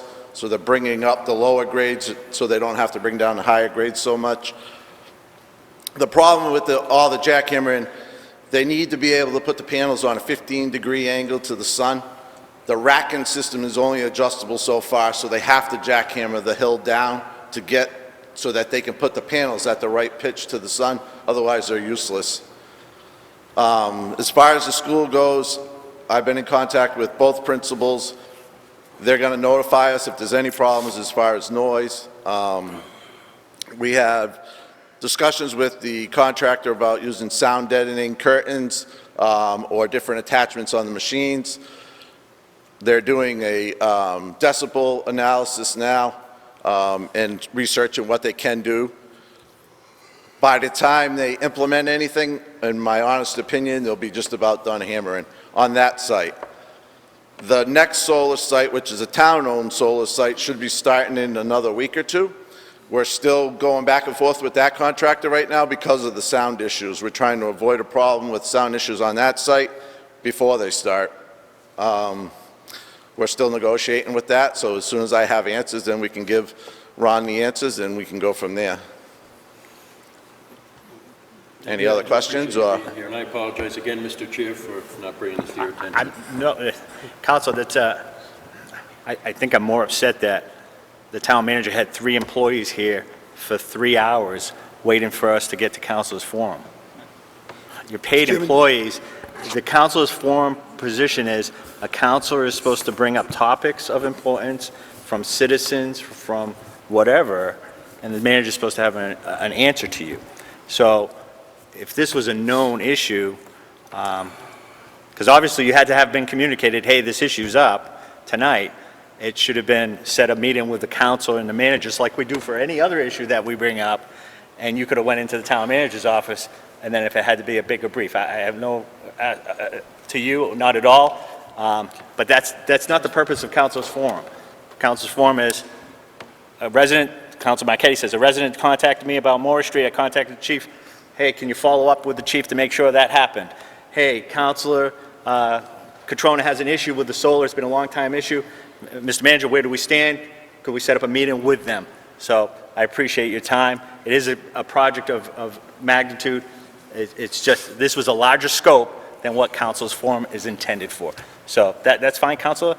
We're open and transparent, but for the future, that's how it goes. Town manager should know, 5 years, should know how the process goes. But you have any further questions? I'm all set. Thank you. Again, thank you. Mr. Pelletier? This issue was brought up early on. We were hearing it from the town hall. I heard it for 3 days straight. That's what resulted in that first meeting 2 Wednesdays ago. From that meeting, they took out the bigger machines, and I have Mike every single day driving Dresser Hill, driving Prince Road, and driving around the school to see just how loud it is. It's been very, very reasonable, except for last Friday, it blew up again. So we are going to bring them back and say, what happened Friday? Why did it get loud again? So we're on top of this. We're paying attention to this, but we unfortunately can only respond to the noise when it happens. Again, thank you. Thank you. Appreciate all the hard work that you did on it and the information. Mr. Town Manager? Just to follow through on another issue, there was a question brought forward by Councilor Steves. I'm not sure if any of you seen the town side project, the solar project for the town. But just to brief comment, I've had some discussions and I wanted the general public to know, and this goes to a conversation I had with Councilor Catrona, that when a lot of these things, these projects go before the Planning Commission can set up conditions, requirements that a developer has to do or meet to get approval for their plan. I think sometimes citizens think that I have the power to just tell the Planning Commission what to do, or the zoning Board of Appeals, or a Conservation Commission. I just want citizens to understand that that's not a power of the town manager. That boards and commissions are, in these cases, some of them quasi-public organizations. They really are responsible through state statute and... Point of order, Mr. Chairman. This is Chairman's announcements. We were being very, Council's Forum. We've been very patient and tolerant to allow everybody. It's a slight misunderstanding how this is handled, but I think this is not the town manager's announcement. This is Council's Forum. I think this discussion should come to an end. If there is a meeting to this, and I'm not discussing whether you should not discuss this or not, we should, but it should have probably happened at a subcommittee or at a meeting downstairs with the manager. And I want to apologize to you three people for being here tonight. It's just not the way it should work. Thank you. That's your My point of point of order. Thank you, gentlemen. Ms. Manna, thank you. Thank you. Councilor Steves, did you have something? Are Actually, we all set? They answered my question, thank you. Thank you. You all set, Councilor Catrona? Everything handled? Councilor Daniel? Thank you, Mr. Chair. Through you, I'd like to compliment the Inspections Department for the work that they've done on reducing blight in the community. Recently, Councilor Adams posted a link on his Facebook page regarding a recent listing of blighted properties in town and the work that the Inspections Department has done on it. If you take the time to follow the link and see what the work is, you'll get very educated about the processes that are involved in dealing with these properties. In particular, I found it interesting to see that in a number of the properties, there's a delay install tactic that's employed by the owners of the property. The Inspections Department is doing its due diligence. However, when the courts allow continuance after continuance after continuance, and the owners take advantage of the fact that they know they're going to be getting these continuances, a lot of times it seems like stuff isn't getting done on the properties, but in fact, there is movement. It's just very slow, but I do want to compliment the Inspections Department on the work that they are doing toward relieving blight in town. To the townsfolk, I'd like to say that now is the time to let us know what your priorities are in terms of getting things done in town. You heard tonight from the council and from the town manager about budget and budget priorities. The town manager specifically said that he's planning on staying within the confines of Proposition 2.5. The council chair stated that there's only a $66,000 increase in net aid to the town, if I understood him correctly. So there's not a lot of money to go around to begin with. And frankly, I think that perhaps townsfolk need to let the council know if they're willing to dig a little bit deeper if it means funding one or two particular properties, priorities. That would help us out, I think, a bit in terms of what we make for decisions in terms of what needs to be done within the confines of the budget. So please, please, please, let us know what you think. It's really critical that you do so now because the process is starting very shortly. If it hasn't, well, it has already begun, but it's going to ramp up very quickly, and we all need to hear what it is that you have to say. So let us know what's going on, and not just in social media, but phone calls, stopping us in the street, coming to the meetings here, and speaking during Citizens Forum are all very good avenues to let us know what's going on, so please do that. Thirdly, I also was at a birthday party over the weekend. I'd like to congratulate Councilor Adams on getting 1 year closer to senior discounts. Coffee always tastes better when it's a little bit cheaper than what everyone else is paying for. But I'd like to point out, though, that as you look at this picture here, it disproves a theory. There's a theory going about town that says that Councilor Adams never smiles, that he's always stern and not happy with anything that's going on. And I'd like to say that this picture definitely disproves it, and I'm glad to see that he does in fact smile and enjoy himself and have a good time. And with that, thank you very much. The next council meeting, regularly scheduled council meeting, is scheduled for Monday, February 10th, 2020, at 7 p.m. here in council chambers. Thank you. I entertain a motion to adjourn. So moved. All in favor? Opposed? Unanimous, all present. Thank you, have a good evening.